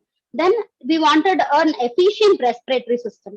Physical challenges again, the personal hygiene habits, washing hands. The lines in the hands also had gone bad. To that extent, we had washed hands as a precaution to save our lives. Then came the healthy habits, the eating fresh food, having bath twice a day. Whenever we step out of the house to go to a market, we come back again, we take care of our hygiene practices and then get inside the house. We were very, very cautious on preventing the contagion. Then the social challenges, there are a lot of climate changes, because all of us were dumped into the house. There were hostility among neighbors. We started throwing our irritations or temper tantrums inside the family, with the family members or with the neighbors. There was a lot of problems with adjustment, and there was some separation anxiety. Many people were not able to get along with their parents. They were like, it was all over a sudden intimation, it all happened. So that isolation was a biggest challenge. And then we were very we were thinking about the future, and that time our minds became very competitive. So what were the lot of emergency initiatives been taken? Like the first thing was done is economy and the social survey of Asia and the Pacific towards positive, like a post-COVID-19 resilient economy. How we are going to jump back, and how we are going to flatten the GDP curve. That was the biggest concern. The economic impact, again, there was lot of research work in finding out which country in Asia will bounce back as the strongest. So here I'm presenting uh, 6 countries with 2 different interpretations: the biggest losers and the biggest comeback, like whoever has bounced back strong. So this graph is clearly explaining who were able to manage even during COVID. China, Vietnam were able to manage even during COVID. Indonesia, Malaysia, Thailand, Philippines, and one more, India also fell low back. And India has picked up its economy with the unskilled labor, and we had flattened the GDP curve. Because of this economical problem, most of them fell into poverty. The rich were still rich, holding all their things. Though they had money in their pocket, they had backup in their banks. They were still, almost everybody was struggling to manage everyday livelihood. We weren't able to go to a market and get whatever we needed. So, if the case of rich people or the wealthy people or the affordable people was this, imagine how people with poverty would have suffered. And in special context to the learning environment, after this COVID, this is the statistics. Earlier, only 9 school children out of 53 were not able to get their actual education, but now it has become 44. It has become 44. This is actually a very bad score. So, are we going to provide the actual education which we were providing prior to COVID, and now that is still a question mark. So what really happened? We were all almost everybody was into the mental health problems. So COVID left no stone unturned. Every age group, everybody, like from small children to elderly, everybody had something or the other running in their mind. Mainly the change pattern in the behaviors. They started feeling depressed, frustration, anxiety because of the sealed borders. Travelers could not travel, and there were many such problems, like lack of mental health experts were realized only then. Until then, only medical doctors and nurses were running insufficient. When they fell into mental health sickness, then they realized the importance of psychiatrists and psychologists and the psychiatric nurses to protect the minds of people who are really affected. So, working longer than usual hours, even frontline workers were into a lot of burnout, anxiety, depression, and in fact, a research says that they had increased substance dependence. So they were vulnerable, helpless, and hopeless. So actually, we should thank the frontline workers who had many of them spared their lives to protect us. At this juncture, I would like to submit my humble submissions to those frontline workers who had did a tremendous job. Without their support, we would not have bounced back to this extent. The teachers and parents, especially housewives, homemakers, were burdened with the household chores, the looking after the children's academics, worrying about the educational gap. Children might forget everything. It became a living nightmare, especially for students. They had, though they had enjoyed this break, but then they still feel bad that they had a gap in their education. So what happened? Staying at home, behavioral changes, routine has changed, temper tantrums have rised up. So a lot of domestic violence also started happening. So this is what was expected during the reopening of the school. In many countries, they had implemented lot of guidelines inside the classroom, like social distancing, hand washing stations inside the classroom. But then, fever assessment, ensuring that they wear the mask regularly, all these guidelines had come up. But regarding health, where what were the other challenges during education? This online education, virtual classroom, blended education method, homeschooling, all these came into the minds of parents to manage the protected educational possibility of their own children. Here I had presented what all guidelines had been taken by for school safety that almost all of us know. So the biggest challenge, as I told you, if we have to attain the demographic dividend, if we have to rejoice the demographic dividend, or if we have to become a developed nation, or at least maintain the status as we were before COVID, we have to ensure that we have some best practices. So almost all country had their best practices, but I would take up this opportunity to highlight the best practices of India. We had traditional prevention habits, we had traditional health initiatives, all that because of the westernized lifestyle, impact of westernized lifestyle, all that were running out even in India. But then we had an opportunity to prove it real life. So I wanted to present all those to you. Traditional hygiene initiatives, traditional fitness initiatives, and wellness initiatives. When we talk about traditional prevention methods, earlier, this is not only the practice of India, almost all Asian countries, especially Southeast Asian countries, we do follow this. Instead of shaking hands or hugging each other, we go on with the gesture by having the hands together like this. We greet them like this or like this. So or we just say hi without a non-contact way of greeting others is being encouraged, especially as teachers and well-wishers of children at home. We always should practice this even at home. So replacing hugging by bowing it, and then instead of patting the back, and avoid contact appreciations by gestures and thumbs up, like superb, thumbs up. All this we can definitely practice. So I understand that untouchability is a sin, but now this will help us win this COVID pandemic. So the traditional health initiatives, as Dr. Chin has already highlighted, we call it as yogic diet. We call it as we have three variants in that. We call it sattvic, tamasic, and rajasic diet. The way we have only pure vegetarian things, and then we are vegetarian, and then non-vegetarian. Like in traditional literature of Tamil Nadu as well as India, there are a lot of literature which speaks about the type of diet which we consume and the disease prevention, the type of diet we consume and our behavior and the character also, how we reflect, how our body will respond to a particular situation. All these practices have been proved by a lot of sages, lot of masters had been practicing all this. So nutrition has to be given a first call. And as Dr. Chin said, I go with her. We have to consume a lot of fresh fruits and veggies, nuts and greens.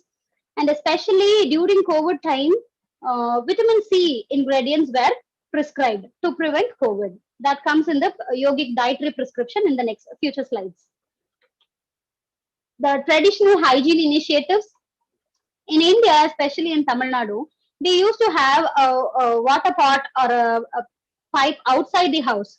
The minute we enter the house, we have to wash our legs, wash our hands, face, and then only we have to enter our house. That has been traditionally practicing in Tamil Nadu in the ancient days, in India in the ancient days. But then now slowly, because of the westernized lifestyle, slowly it has changed. But then this COVID has given a chance for us to practice it again. So this is one hygiene initiative which I recommend all the other Asian countries to follow. Almost most of the Asian countries are following this. So coughing and sneezing, especially for children at home, we should teach them not to cough with the hands. We should use the elbows and cough or sneeze. So that in case if we touch a pencil or a pen, it should not be again contagious. We touch the same book in the library. So all these things have to be taken care. So this is one practice which we practice in India. Then we have to avoid changing places of children in schools, cleaning, sterilizing utensils, and sun dry the vessels at home, and clothes. Clothes and vessels have to be sun dried. So that will prevent the transfer of germs from the plate to the through the food to the tummy. So separate plate, tumbler, soap, towel, bed pillow, bed cover, all these can be recommended for, and each individual has to learn to maintain their own materials. Then we have to teach use, misuse, disuse, reuse guidelines for masks. That is essential. We have taken this mask for granted. We always depend, almost we depend on use and throw masks, which has created another hike in the pollution.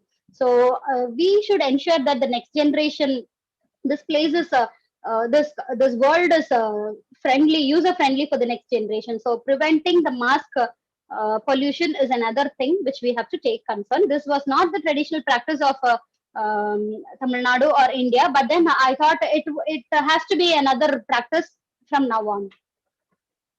The wellness initiative, separation anxiety of children and elderly, or they feel isolated even in spite of being at home. That is one thing which we have to give an additional concern. So we have to learn to give our attention to everyone we love, everyone, anybody who is inside the house, who is our friend, who is our relative. We just have to have a kind word with them so that they feel good. The psycho comfort has to be ensured.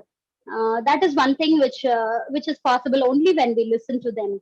So disciplining kids without breaking hearts is essential, because for a long span of time they had been with the parents, the most pampered, protected, cuddled period of time where we have got a time to spend with our children. So when they are going back to school, or they are getting into the new normal, we should ensure we have that we have to discipline children without breaking hearts. That is very essential, because we need emotionally sound next generation to stabilize the loss which we face through this COVID-19.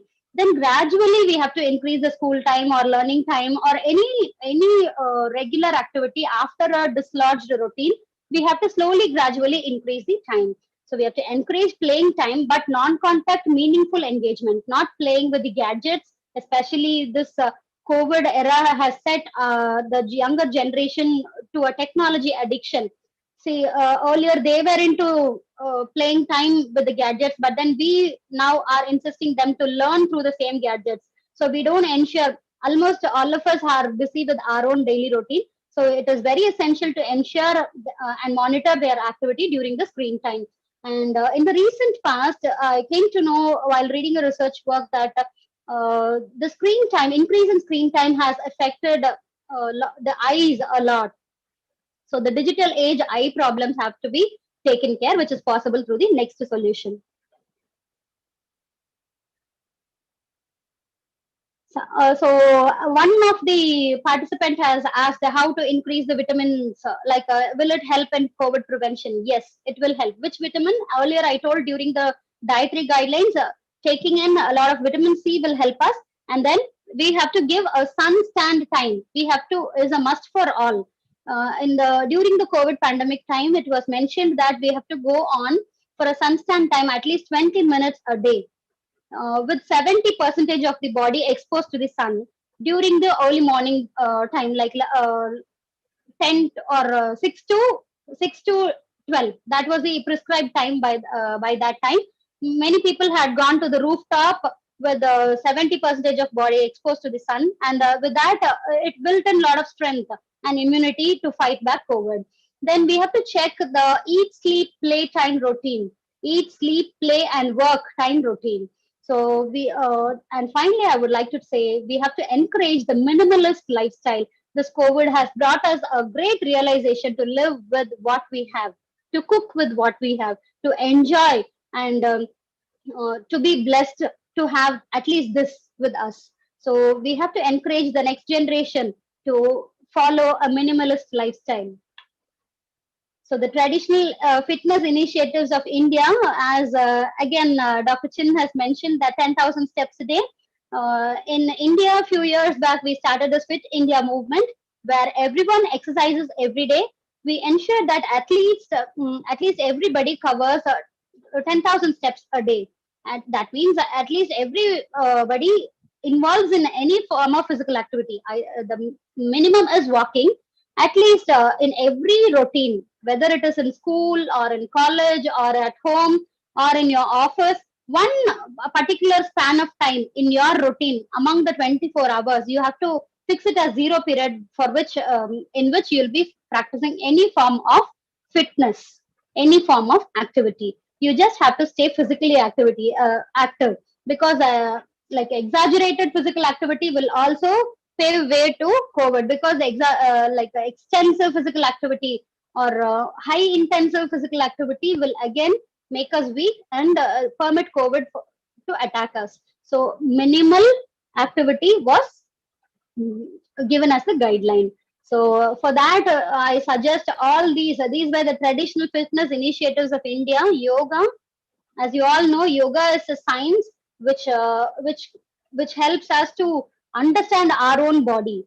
There are a lot of possibilities for cleaning internally. See, we wash our face. Do we wash our stomach every day? No, but there are possibilities to clean our eyes, clean our nose, clean our intestines, clean our stomach, clean our large intestine, clean our eyes and nose. All these are possible in yoga. So this is such a science wherein which will prevent mankind from getting into diseases and other sufferings. The next recommendation which I would like to suggest is Dants and Biceps. That is the Indian form of strength training without equipment. Dant means you all would have heard about push-ups, and Biceps means you would have heard about sit-ups. So this is an Indian variant. Dants and Biceps are the Indian variants. Then the martial art practice, because now we can't go in for a group activity. We need still we need to have variations, or else children will have gotten boredom, like because of lack of interest, they won't participate in any fitness activity. So we have to have a variety. That's why I've mentioned all the physical activities: silambam and kalari. These are all martial art forms with the stake and sword. So, as per the Harvard Medical School, Harvard Medical School has recommended yoga and meditation to deal with COVID anxiety. Even this was during the COVID pandemic time. So, with such high recommendations, I would like to give this one-stop solution: yoga. Yoga, I consider it as an one-stop solution because it is a side effect-free, less costlier practice, which we can practice every day. So there are 8 limbs of yoga, and it'll take a lot of time if I keep explaining all this. There's one more PPT which is shared in my YouTube regarding this yoga. You can have a better look on that. But I would like to go on with the basics. Like since this COVID-19 is dealing with the respiratory problems, these are the yogic practices, yogic pranayama. Pranayama means breathing exercises. So these yogic breathing exercises are suggested for COVID, to prevent ourselves from COVID. Even if we are affected from COVID, we can practice this with a different routine, with the schedule. So we should ensure the normal breathing pattern. See, when we keep our hands on the tummy, when we inhale, the tummy has to inflate. And when we exhale, the tummy has to deflate. This is the actual breathing procedure, most of which we are not paying any attention to it because we are not consciously breathing. So we have to watch our breath, and then slowly with the trained practitioner, we have to follow all these breathing patterns. And the one which is displayed here is called a Surya Namaskar. It is a sequence of 12 exercises combined in a routine. It is like a chain form of exercise. At least this we have to do every day, so that our body becomes very healthy and fit. This doesn't need any much space. The space where you lie down is just enough for this practice. So then regarding this COVID throat congestion because of this cold and symptomatic COVID people had practiced the Singasana, wherein we pull our tongue out like this, to the maximum. After that, we'll be snoring like a lion. We'll produce the sound of a lion, like that. So if we do that, the throat congestion will be cleared, and then in case if there is any infection, that will also settle down. But while doing this, we have to be socially isolated, without a crowd, without nobody near us for 6 feet. We have to do this practice. Then the biggest cause which I told you was the mental health. For that, these yogasana practices are recommended because these are the stress relievers. The child pose, sasangasana, and other asanas. So before performing this, we have to get the advice of doctors before performing this, and we have to be aware of the health conditions, and we have to learn the do's and don'ts, which is good for patients with the diabetes and which is not good prescribed for patients with a hypertension. All these concerns have to be taken, and you have to learn it from a professional trained practitioner, a guide or a teacher. They should be certified teacher. From then, simply picking up things from the YouTube and practicing it doesn't work, because yoga is not a form of exercise. More than an exercise, it is into realization. You have to concentrate and realize what is really happening inside your body. So the yogic prescription, before food, at least 6 hours before food, we have to practice yoga with an empty stomach. Then pranayama, breath control, at least 4 hours before food we can do. Then the concentration practice. I told you mind chattering could not be stopped during this COVID pandemic. For that, we have to go on for this concentration practice. In yogic terminology, it is called as dharana. Yogic dietary prescription. So, see friends, the allopathic doctor prescribes medicine as before food, during food, and after food. Likewise, I've prescribed yogic practices before food, during food, and after food to avoid getting into medication and to prevent and protect ourselves naturally. So during food, we have to follow a sattvic diet. There is a ministry in India called as Ministry of Ayush, Ministry of Ayurveda, Yoga, Unani, Siddha, and Homeopathy. They had given a fantastic guideline, especially for COVID prevention as well as COVID management for various age groups, with disability, without disability, with diabetes, with hypertension. Every particular area has been classified. You can visit the website and get the protocol directly, and then you can get the instructions from the trained practitioner, and then you can follow it. So intake of water, turmeric, dhania, garlic, and then vitamin C to boost the immunity. That is one thing which we had practiced. One important factor in this is called as pratyahara. We have to learn to control our senses. Now that we are open to everything at home, we have to learn to control the senses in eating also. We have to be very choosy in having healthy food and hot and fresh food. And we have to limit to the we hardly know about how much calories we should have consumed. It is a better idea to know about how much calorie each one should consume, and then have a mindful eating practice.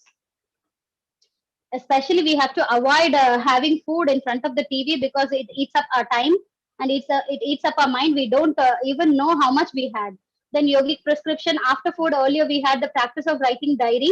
That day we have to sit, every night we have to sit and think, did we hurt anybody? Were we hurt by anybody? And we have to tally what all happened in that. So the final thing which I recommend is meditation. At least at the end of the day, keep your mind calm. Go on with a guided meditation or a Raja Yoga meditation or a transcendental meditation or a chakra meditation, which are all the famous forms of traditional Indian yogic system. See, I prescribed yogic programs for symptomatic COVID based on the reference taken from Ministry of Ayush. Okay. And then for non-symptomatic, as Dr. Razaki was mentioning about the medications and the guidelines, I'm prescribing yoga for the non-symptomatic and symptomatic people. Dear friends, it was not lockdown. It's the key to the kingdom of heaven, a new life, a true life. Yoga is not a process, it's a way of life. Yoga is the secret medicine to fight COVID. Come on, let's realize the power of yogic life. See, he is a famous personality in India, Dr. APJ Abdul Kalam. The first question which I wanted to clarify you is, if I practice yoga daily, will I be COVID safe? For that, I'm using Abdul Kalam sir's words. Umbrella can't stop the rain, but can make us stand even in rain. So confidence may not bring success, but gives us power to face challenge in life. Like that, yogic practice may directly not prevent COVID. As of now, only very few researches have been done. But then it can ensure COVID safety by building up immunity and health and fitness in us.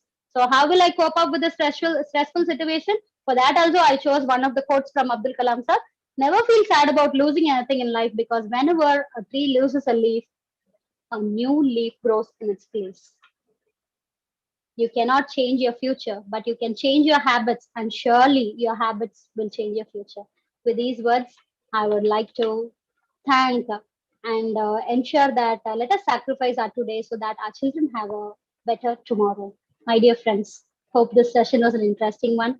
I thank all the participants from all the countries, especially my friends from India, Dubai, Taiwan, and all the other places. Thank you, one and all, for giving me this wonderful opportunity. Thank you. Okay, thank you, Dr. Akila. Thank you for conveying the best practices to prevent COVID-19 in India. I'm curious about the sattvic, tamasic, and rajasic diet, and also about the COVID pranayama, COVID asana. And maybe you can describe more, but you can answer after the all speaker finish the presentation. Okay, thank you, Dr. Akila. Okay, now I would like to invite the second speaker in this session, Associate Professor Dr. Chong Man Cho from Eastern Michigan University. Okay, I will share this CV. Okay, here. Okay. Okay, Dr. Chong Man Cho. Maybe how I can pronunciation, Dr. Yeah, Chow, that right? is correct. Dr. S. Yeah. That is Oh, correct. okay. Yes. Dr. Chow or Dr. Chang? Chow. Oh, Chow. Okay, Yeah, Dr. C-H-O. Chow. Chow, Chow. Yeah. Sorry if I wrong. No worry, no worry. Okay, okay, Dr. Chow. He's from Department of Psychology, Eastern Michigan University, and he also associate professor in psychology, Eastern Michigan University, and also assistant professor in psychology, and also assistant professor in University of Wisconsin, Oshkosh. And his education, PhD in psychological science from the University of Texas at Dallas, Richardson, Texas, right? Texas, And yes. yeah, and also MS in psychological science in the same university, and also BA in psychology in the University of Memphis. Okay, he have many methodological training, like training in multivariate statistics, and also structural equation models and hierarchical linear model, and many about statistics, right? And his research interest is about the substantive area is about the peer and family relationship, adolescent or emerging adults, body image and eating, and also applied statistic area. And his teaching interest is about the univariate and multivariate statistic research method and child or adolescent development, and many other. And wow, you have many research grant here. The latest one is maybe in here, right? Yeah, the latest one is from EMU James Brickley Award, supportive weight talk in a mother adolescent daughter, that's an observational study. So because you have many research grant here, and also publication, wow, many publication. The latest one is about about the attachment, rumination, and disorder eating among adolescent girls. Okay. Okay, how are you? Thank you, Dr. SD. Thank you for the kind introduction, and also thank you, Dr. Azaki, for putting together this webinar. And it is such an honor to join the panel of scientists around the world to talk about the prevention and how to stay healthy during the pandemic. And today I'm going to take the opportunity to present a rather small scale study I took from my perspective compared to other speakers, to share some of my results from my lab study, in which I will talk about, you can see my interest introduced by Dr. SD just now, how interpersonal factors can play a role in the adjustment to COVID-19 related stress. So if you allow me, I will share my PowerPoint, and if you can let me know, you can see the PowerPoint, can you? Yeah, very clear. Very clear? Okay, thank you so much. Yeah. So the topic that I am going to present today will focus on the different interpersonal factors, which I will talk a little more COVID-19 related stress and psychological adjustment among what we call emerging adults in the US. So this is a project that was initiated by my student Valerie Valero. So I want to give credit to her that she actually put together this study under my mentorship. And the primary motivations for this study is that we know that WHO declared COVID-19 to be an international pandemic on March 13, 2020. And in the US, most of the states had a stay-at-home order around late April 2020.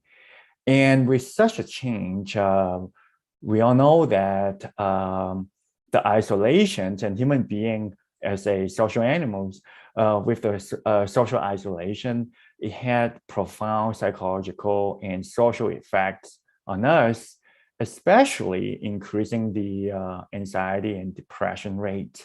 I would say around worldwide, but in the US, there are consistent evidence showing that correlations. Now, the motivations for this study is that we want to look at a unique population. From psychology. We have this age from 18 to 25 years old defined as what we call emerging adults. And in most industrialized societies, this is a sort of socially defined age group that is really unique developmentally, because from 18 to 25, these group of individuals, they experience a lot of changes from social to even physical, because we now learn that this is the age where their prefrontal cortex is developing, where they are gaining more and more self-control and emotion regulation, things like that. And at the same time, in modern society, this is the time where a lot of people graduated from high school and they are moving to college, or they are entering workforce. So this is an age that they face a lot of identity explorations in terms of what kind of career they would like to develop. And also socially, interpersonally, because this is the first time they are going to move out from the family. For a lot of Western culture, especially in the US, parents actually expect their kids to move away from home after graduating from high school. I know that, I mean, growing up from an Asian culture, I think that for a lot of us, moving out from the family after 18 may not be something common, but in the US, moving out from the family is something very, very common. So we know that it is a critical period in terms of these interpersonal changes. And however, the COVID-19 pandemic had really delayed such a transition. Like in this graph right here, it is showing the percentages of young adults or emerging adults staying with their parents in 2019. You can see that across the months, you will see that there are around 46-47% of young adults actually living with their parents. And with a pandemic, you can see that there is an increase gradually, right, across starting from April to later of the year. You can see that there is an increase, and the percentage is by 4%. Now, you will see that later in my presentation, that percentage actually got bigger, even bigger, much bigger in my current sample. So definitely a big change to a lot of young adults. And And so therefore, the quality, the nature of the relationship with their parents will really, I mean, from my perspective, will really impact their adjustment to the pandemic. So the hypothesis will be that if the emerging adults or the young adults have warm and supportive parents, they probably will be adjusting better to the pandemic. And if their parents are, this is oftentimes an understudy area, if their parents are all involved, especially during a time when these young adults develop their autonomy or independence, having intrusive and over-involved parents are going to be particularly harmful to their psychological adjustment. So that is one aspect that this study would like to look at, the quality of their parent-child relationship or parent young adult relationship. Now, another important aspect of interpersonal factors is in psychology, we have this concept of attachment security. So some of you who are from psychology, you may be familiar with this idea, but some of you who are not within the psychology, I'm going to spend a little time explaining the basic concept of attachment security. So attachment security is an idea that over time, over developmental course, we internalize our experiences with our parents, especially, and to some extent, our friends, our close friends, very close friends, and our romantic relationships. How these people are interacting with us, we develop what we call mental representations, almost like a model of how relationships should work. And in psychology, we think that these interpersonal model, how you interact with others, they form the foundations for emotion regulations. In other words, if you have warm and supportive relationship throughout the course of your development, you are better at regulating your emotions, interestingly. So even though these people may not be present with you at that time, so even though our experiences with our parents can be from 20, 30, 40 years ago, but we actually internalize those experiences with us. And when the stress is with us at this time, the warm and supportive foundations that we got from our previous relationships can be a strong foundations for us to adjust to challenges due to stress.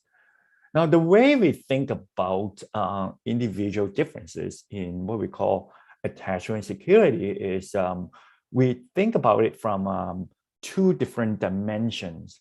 One dimension is what we call attachment anxiety. So this dimension is capturing how we have trust in our relationships, whether or not we think that when we need other people, they are here for us. So they don't need to be physically around you. It is just a general perception whether or not they are available when you need them. Okay, you have trust, and you have also self-confidence that you are loved, you are supported by other people. Now, another dimension of attachment security is the degree to which you think that you are comfortable relying on your social relationships for support, and how willing you are going to show your personal vulnerability, your emotions to other people. And again, this dimension is also important for the adaptation to stress. So the argument is that if individuals are high on these dimensions, they are going to be considered as someone who is insecure. Okay, so if someone who are not certain about their social relationship, if someone who is not having faith or trust in their relationship, these people are going to be suffering more from COVID-related stress.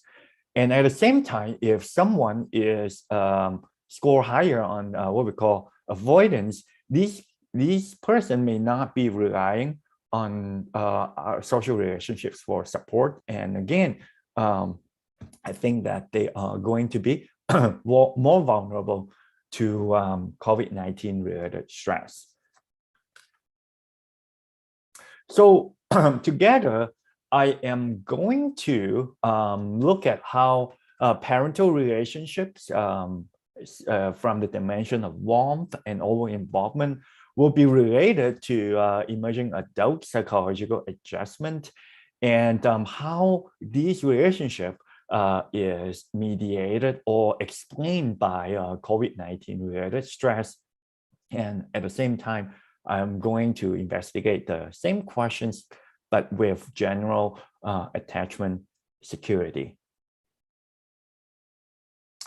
So for this study, I have utilized a sample from my home university located in Michigan.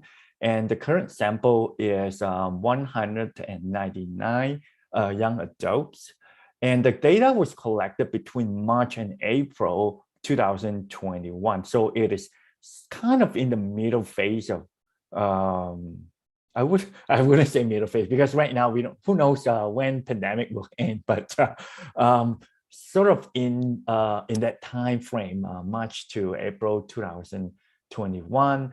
And they completed an online survey for fulfillment of a course. So this is a pretty typical practice in the US, where college students will have to answer or participate in psychology experiments for their course requirement. So they answer a lot of questionnaires. The particularly interested, what we are interested in is the basic demographic information. We ask about the age, their gender, their living status, like whether or not they are residing with their parents or not, and things like that. And also we use the Parker et al. Parental bonding inventory for capturing parental behaviors during COVID. So we actually modify the items and specifically asking them how they are treated by their parents during pandemic, okay, during pandemic. So there are 12 warmth items, like my mother or my father, appear to understand my problems and worries during COVID-19 pandemic, because I try to frame it within the pandemic context. And the over-involved items, one of them asks, my mother invaded my privacy, or my father invaded my privacy during the pandemic. So the items were rated with a scale of 1 to 4, from very unlikely to 4 very likely. And then we average across the items for form, maternal and paternal warmth and over-involvement. In developmental studies, we found that sometimes mother and father's behaviors can impact the children quite differently. So we decided to measure them separately. So the internal reliability for the scales are pretty good. All of them appear to be satisfactory. And then the next important subscales that we use is the anxiety depression subscales from the brief symptoms inventory. Dr. Chow, sorry, your yes. time 8 minutes more. Oh, 8 minutes. Okay, I'm gonna rush. Yeah. So thank you for the reminder. So we use the BSI, the brief symptoms inventory, for measuring the anxiety and depressions. Some of the items, example items are like feeling blue, nervousness, or shakiness, insight. Again, these questions are framed within the pandemic time period. And then we also ask emotional eating, whether or not they eat in response to emotions. There are a total of 12 items, and one sample items: do you get desire to eat when you're anxious, worried, or tense? So both the anxiety, depression, and emotional eating will be treated as the outcome variable. All right, so I actually missed the slides on the COVID-related stress. So in this scale, we ask how much individuals worry about COVID-19 influencing their physical health, mental health, academic, and their relationship. So together, we form a sum score that capture their level of stress. So what does the result tell us about the correlations between the variables? So we can see that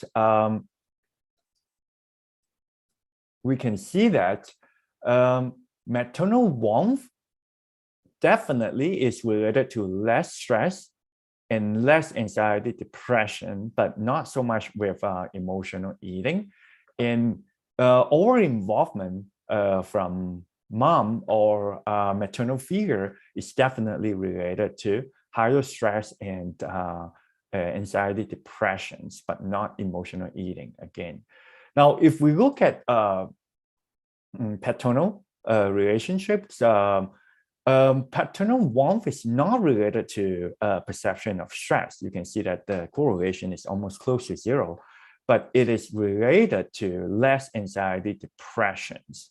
So here we can see that so the stress is one aspect, but the and its anxiety and depression symptoms can be treated almost like a separate outcome of stress. So stress and those psychological symptoms are not completely overlapping, at least from this correlation right here. And paternal over-involvement, even though it is consistently related to COVID-related stress and depression, but I would say that the relationship is really, really small. And if we look at insecurity, so attachment anxiety, in other words, people who have less trust in their social relationships in general, they are more stressful, and they also have higher anxiety and depressions. So looking at, of course, COVID-19 stress is moderately related to anxiety, depressions.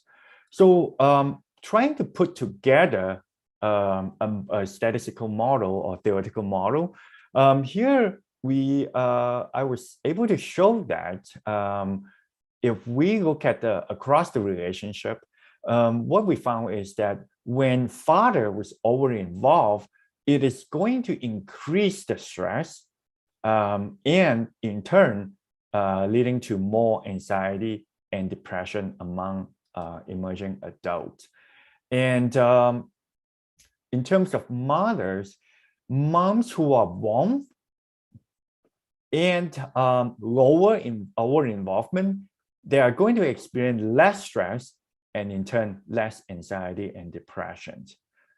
If we look at security, right, we found that people who have less trust in their relationship, they are going to experience more COVID-related stress. In turn, they are going to be more anxious and depressed. So I'm going to skip through the summary of the results, but focus more on the discussions. So one thing that I would like to emphasize is that COVID-related stress has a profound impact on emerging adult psychological adjustment. And that is true regardless of your social relationship adjustment. So we know that the stress that they experience is vivid, okay, is in front of them, and it is critical. And at the same time, we also know that the predictors of COVID-related stress, some of the important predictor, especially is within the relationship of young adults with their mother, okay, with their mother.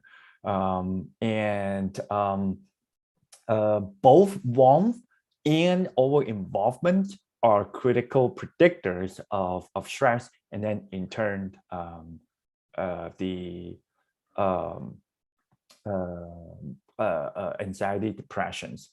And then finally, the security, the sense of security, because the questions of parental warmth and over involvement are asking the young adults the presence of the maternal and paternal figures, but the attachment is like the general internalization. So regardless of whether they're present or not, the sense of anxiety with regard to relationship, like trust and faith, that sort of mental representation also has a strong impact on how people experience stress during COVID-19. So those are the important points that I learned from my study, and that actually kind of resonate with some of the message that previous speakers have talked about, the importance of paying attention to people around you, having strong social relationships with families and peers. They are extremely, extremely important to the adjustment to COVID-19 pandemic. Again, thank you so much, the audience, as well as the panel members, and thank you. Wow, thank you, Dr. Chow, for interesting presentation. You said more about the COVID-19 related stress that has a profound effect on EA's psychological health. And also, I'm interested in paternal warmth. You say that have less impact. So, Yeah. and over involvement still can be harmful from Yes. for Yes. ES adjustment to COVID stress. So the important thing is like maternal warmth, right? Not The paternal. most importantly is the maternal. Okay. Yes. Okay. I think the audience have to ask many questions to Dr. Chow. Okay, maybe in the end of this session. Okay, Yes, thank you, Dr. Thank you. Chow. We will move to next speaker. Now I would like to invite the last speaker in this session is Professor Dr. Kumaidi MA PhD from Universitas Muhammadiyah Yogyakarta. Maybe I will share the first. Okay.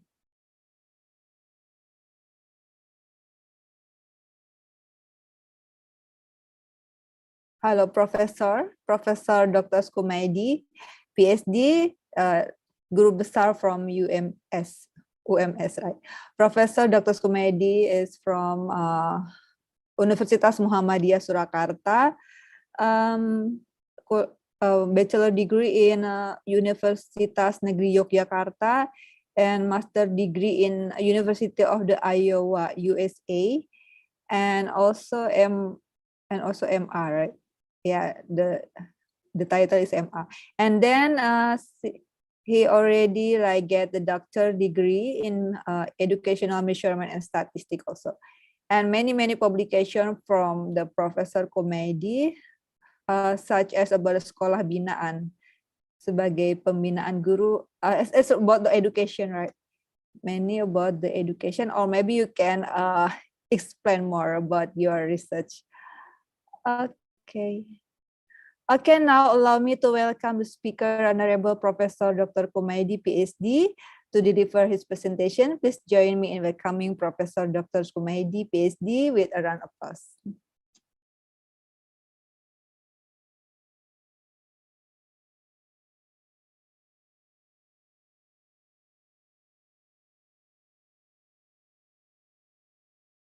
Assalamualaikum warahmatullahi wabarakatuh. Good evening and good morning for Professor Chow in Good the morning. state. Good morning.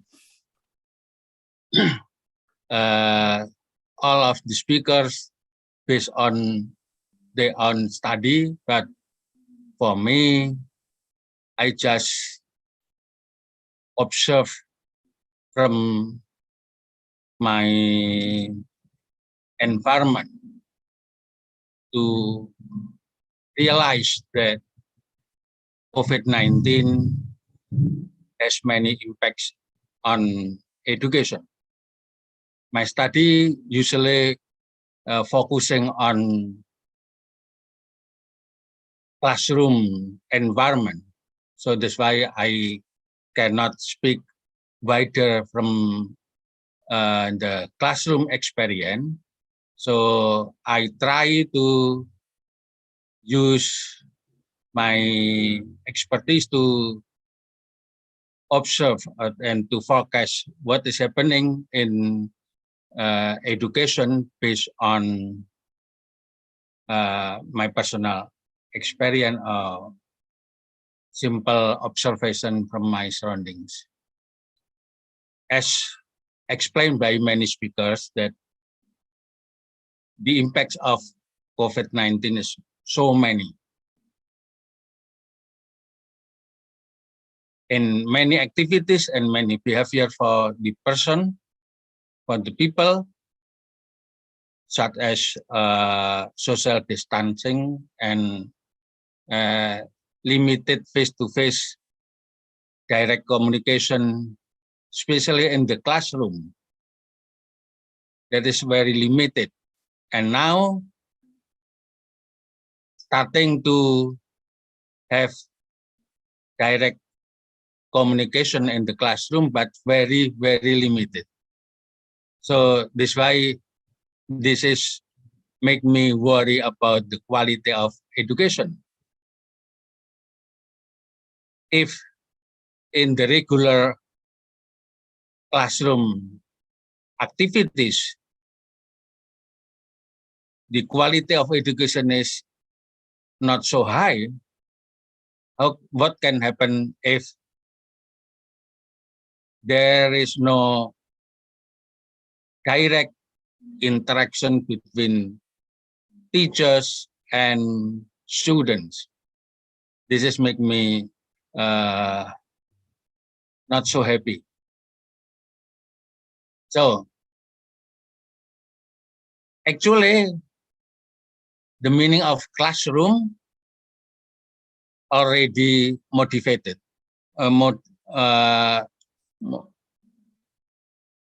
Usually classroom in the rooms within walls, but now in anywhere can be a classroom. In the family, at home, activities in the society may be a classroom. Students forced to learn what can be make meaning for themselves and experience. But if we should evaluate, should assess the knowledge or the performance of student, it is make me worry. There are many initiatives like long distance learning, virtual classes, but in my experience, there are so many troubles in connecting teacher and student within distance. The problem comes from internet connection, the quality of equipment used, and the poverty. So many students have no equipment to connect with the distance classroom. So the activities must be very limited and learning may very low. This is make me concerned, and let's give the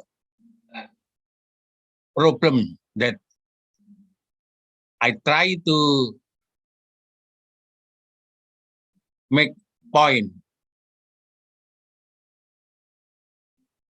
This is mathematical score from World Bank report. So many countries, one of them Indonesia, and the other, some of them from ASEAN, one of them from Singapore, the second from Vietnam. If we compare to them, the achievement of my student, our student, very behind from those countries. So how to catch up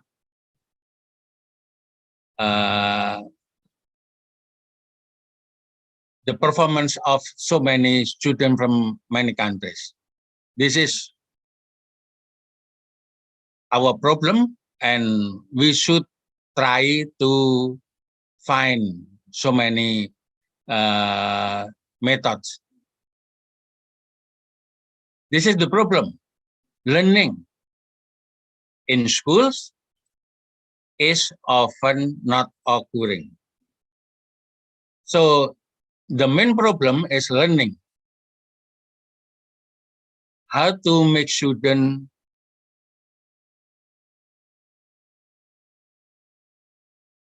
learn. Learning material may be found from surroundings, from society, from family for elementary school. This is why family should involve in student learning. But the problems, poverty may prevent family involvement. But for the people who have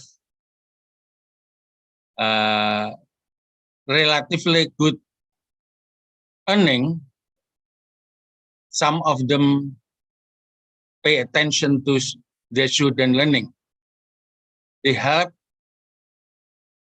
the student, their children to learn. For instance, one school give task to student to make video clip, to make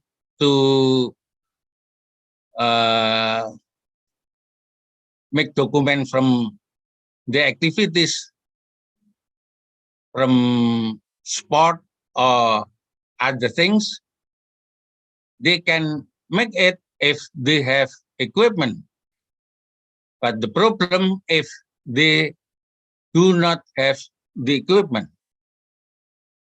This is the one problem. The second problem, if they have equipment but they do not have skill how to use the equipment.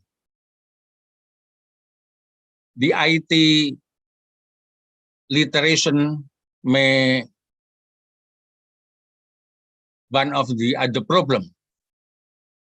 So there are many obstacles to make learning happen as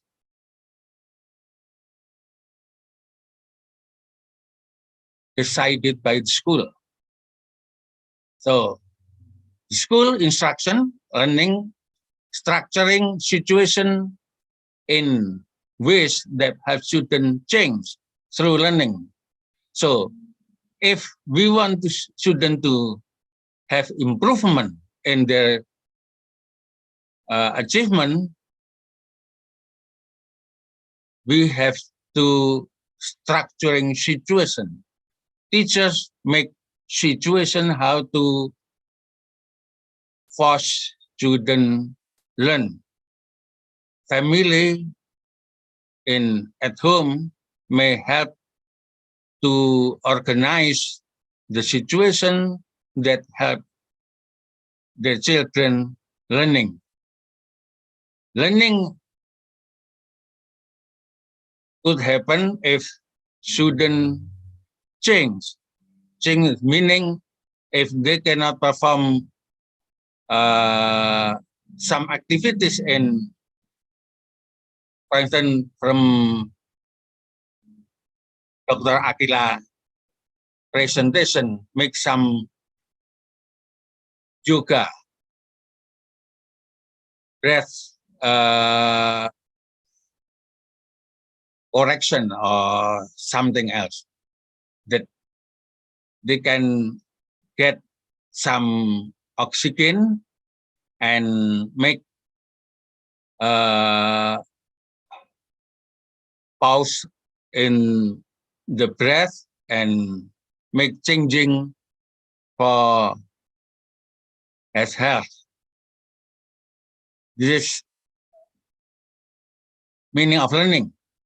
If they cannot perform, that's learning do not take place. If some get the mastery, learning is there. This is the one problem. The second problem is assessment. Assessment from the distance is very difficult. How to make the validity of the instruction.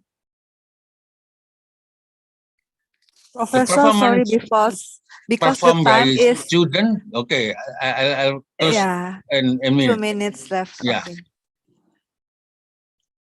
Okay. The problem is the performance is it is done by the student or others. This is very difficult. So this is some experience that we try to conclude. Our experience is try to make teaching learning by problem of project-based learning, and ask the family try to manage and perform in the distance and make a report to the school by submitting some documents such as video clip and so on. This is our experience and try to make it. Actually, it's very difficult and some people may have their own creativity to make learning happen for our students. Okay, thank you. Okay, thank you, Professor Kumaidi. I think maybe because the time is only until 10, 10 p.m. Indonesian time. I will read one question from Muhammad Fauzi. Good evening. My name is Fauzi. I'm from Parigi Motong Regency. I have question to Mr. Chow. He explained to us mental health children confront together their parents. My question is, how is the strategy parent protect mental health of children to face under pressure of pandemic COVID-19? How is it situation psychological children, especially with homeschooling? Thank you. Thank you for the questions. And I think that the most critical thing is for parents to take care of their own mental health. I think that is very critical because emotion regulation of children usually learn from different aspects of parenting behavior, and one aspect is actually modeling. So how parents deal with stress themselves sometimes is going to set up a model for the children for them to deal with challenges. So for instance, if the parents are having emotional breakdown when facing with challenges, it is more likely that the children may also copy those kind of behavior. So the parents need to stay intact. That is the first important factor. The second, I think, is to create a warm family environment. And this is especially true if the parents have a partner. I mean, a father or mother, they probably need to create a healthy relationship themselves too, so that it provides a environment that will foster security, as I mentioned in the talk just now, foster family closeness, family warmth, and that is also very critical and important for children during pandemic. Thank you. Okay, thank you so much, Dr. Chow. I think like the explanation is very clear. Okay, the next question is for Dr. Akila. And what is about your suggestion? What types of yoga are easy to do for beginners? Is it safe to follow yoga on YouTube? Maybe you can answer. Beginners, whatever exercise form we start doing, we have to start from the base. It's like, in case if we are studying a language, new language, after 4 months, we forget that language. So what do? We start from the alphabets. It's like that. Any physical activity has to go on like that. The first day itself, we should not practice yoga or any exercise for more than 30 minutes or 60 minutes. We have to just start from 5 minutes and slowly, gradually, we have to progress. So yoga is a safe practice for beginners, but it has to be done under the guidance of a certified trainer. Hope I had given the answer. Yeah. Okay. Okay, thank you, Dr. Akila. Maybe the last question is for Professor Kumaidi. How to improve the quality of education during COVID-19 pandemic? Maybe you can answer more, because like many online learning or distance classroom. Okay, we try to give some project-based learning, even for elementary students. I observe some teachers from elementary school. They give some task for the student, for instance, to sing a song, certain song, and the student make practice at home, and the parents and family members to make a record and using YouTube, then upload to the school, to the teachers, then the teacher may evaluate. This is forcing students to learn, to make change within themselves. So this one. The other is that is some of them, but actually involving the parents and family members to manage student learning at home is one of them. So in my conclusion, the three party of educational system, formal education, informal education, non-formal education, should be blended together. So not only the formals must be in the classroom, but anywhere probably make it happen, learning in the society, in the family, and so on.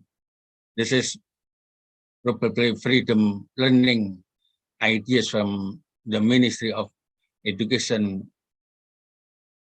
is one of the solution from the situation that we face right now. Okay, this is my answer. Problem-based learning, project-based learning should be mastered by teachers, and this is more realistic than to master using some IT technology, information technology. Okay, thank you. Okay, thank you for many suggestions from you. And actually, I have more questions, but the time is very limited. Maybe we hope that we can meet in the next webinar. Okay, ladies and gentlemen, we finally come to the end part of this webinar. Because I closed the seminar, I would like to take the conclusion what the speaker have presented. That I think like one point is like the role of parents or family is very important to reduce the stress and also to improve the quality of education to the children, because like the role of parents, because the children like study at home, so the role of parent is very important. And also like one thing we can do yoga maybe, but what kind of yoga we have to ask Dr. Akila. Okay, I'd like to thank so much to the speakers for informative and interesting presentation, and to all participants for very active participation. Hopefully this webinar will be beneficial for everybody. Please give applause for the speakers and for you all. Thank you for your attention. I return to the host. Thank you. Thank you, the speaker, Dr. Akila, Professor Komaidi, and Dr. Chow. Thank you. Yeah, thank you so much, Miss Esti. You're amazing. Thank you for moderating this webinar. Okay. We're almost at the end of this webinar. Let me thank you once again to all the speaker, Professor Chin for Malaysia, thank you. Dr. Azaki, spesialis penyakit dalam, thank you. Dr. Andes Akila, Professor Chow from America, Professor Kumaidi from Indonesia, thank you. This webinar presented by University Putra Malaysia and supported by Higher Education Service Institution.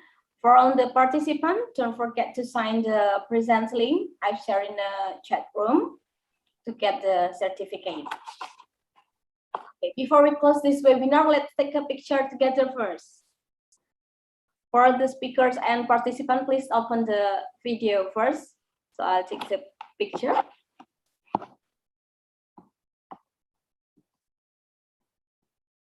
Wait. Okay.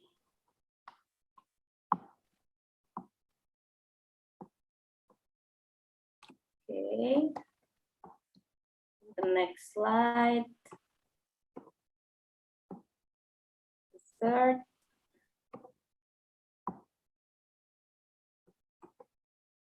Fourth.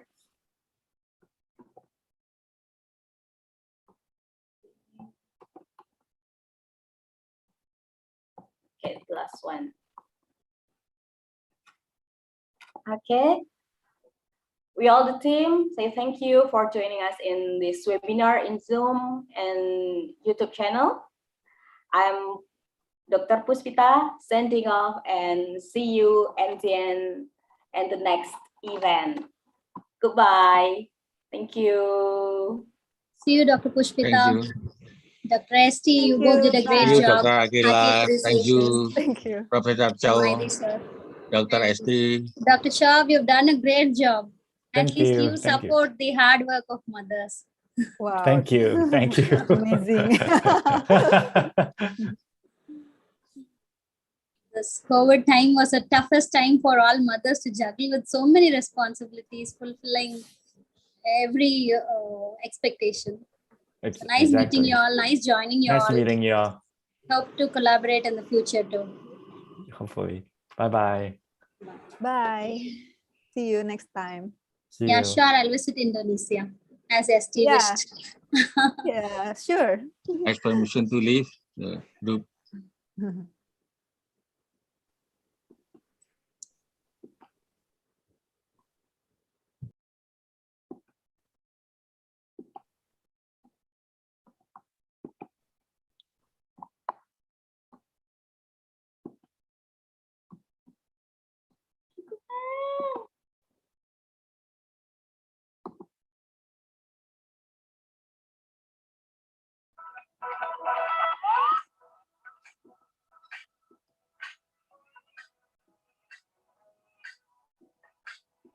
Feels like I've been away for 1,000 years.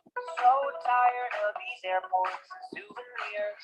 I shiver in the night and I think of you. I scroll the boulevard, I stare up at the stars and wish they'd all align. You keep me on my toes, and this is how it goes. Never leave my mind. Are you having fun yet? I'll send you the sunset. I love the most when I'm in Tokyo. I'm out in the moonlight, follow the shoreline, on down the coast when I'm in Tokyo.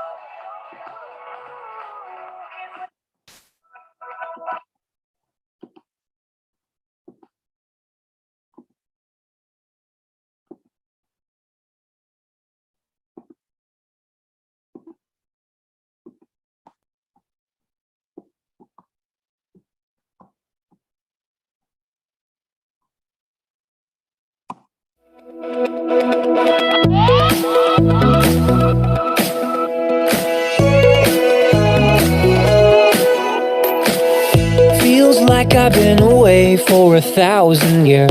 So tired of these airports and souvenirs. I shiver in the night and I think of you. I stroll the boulevards, I stare up at the stars and wish they'd all align. You keep me on my toes, and this is how it goes. You never leave my mind.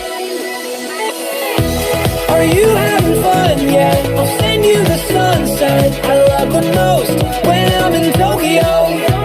I'll melt in the moonlight and follow the shoreline on down the coast when I'm in Tokyo. Ooh, can't sleep the whole night through. Ooh, I'm missing you. I'm thinking it out loud. I wish I could reach out and hold you close when I'm in Tokyo. I wander all alone in the boring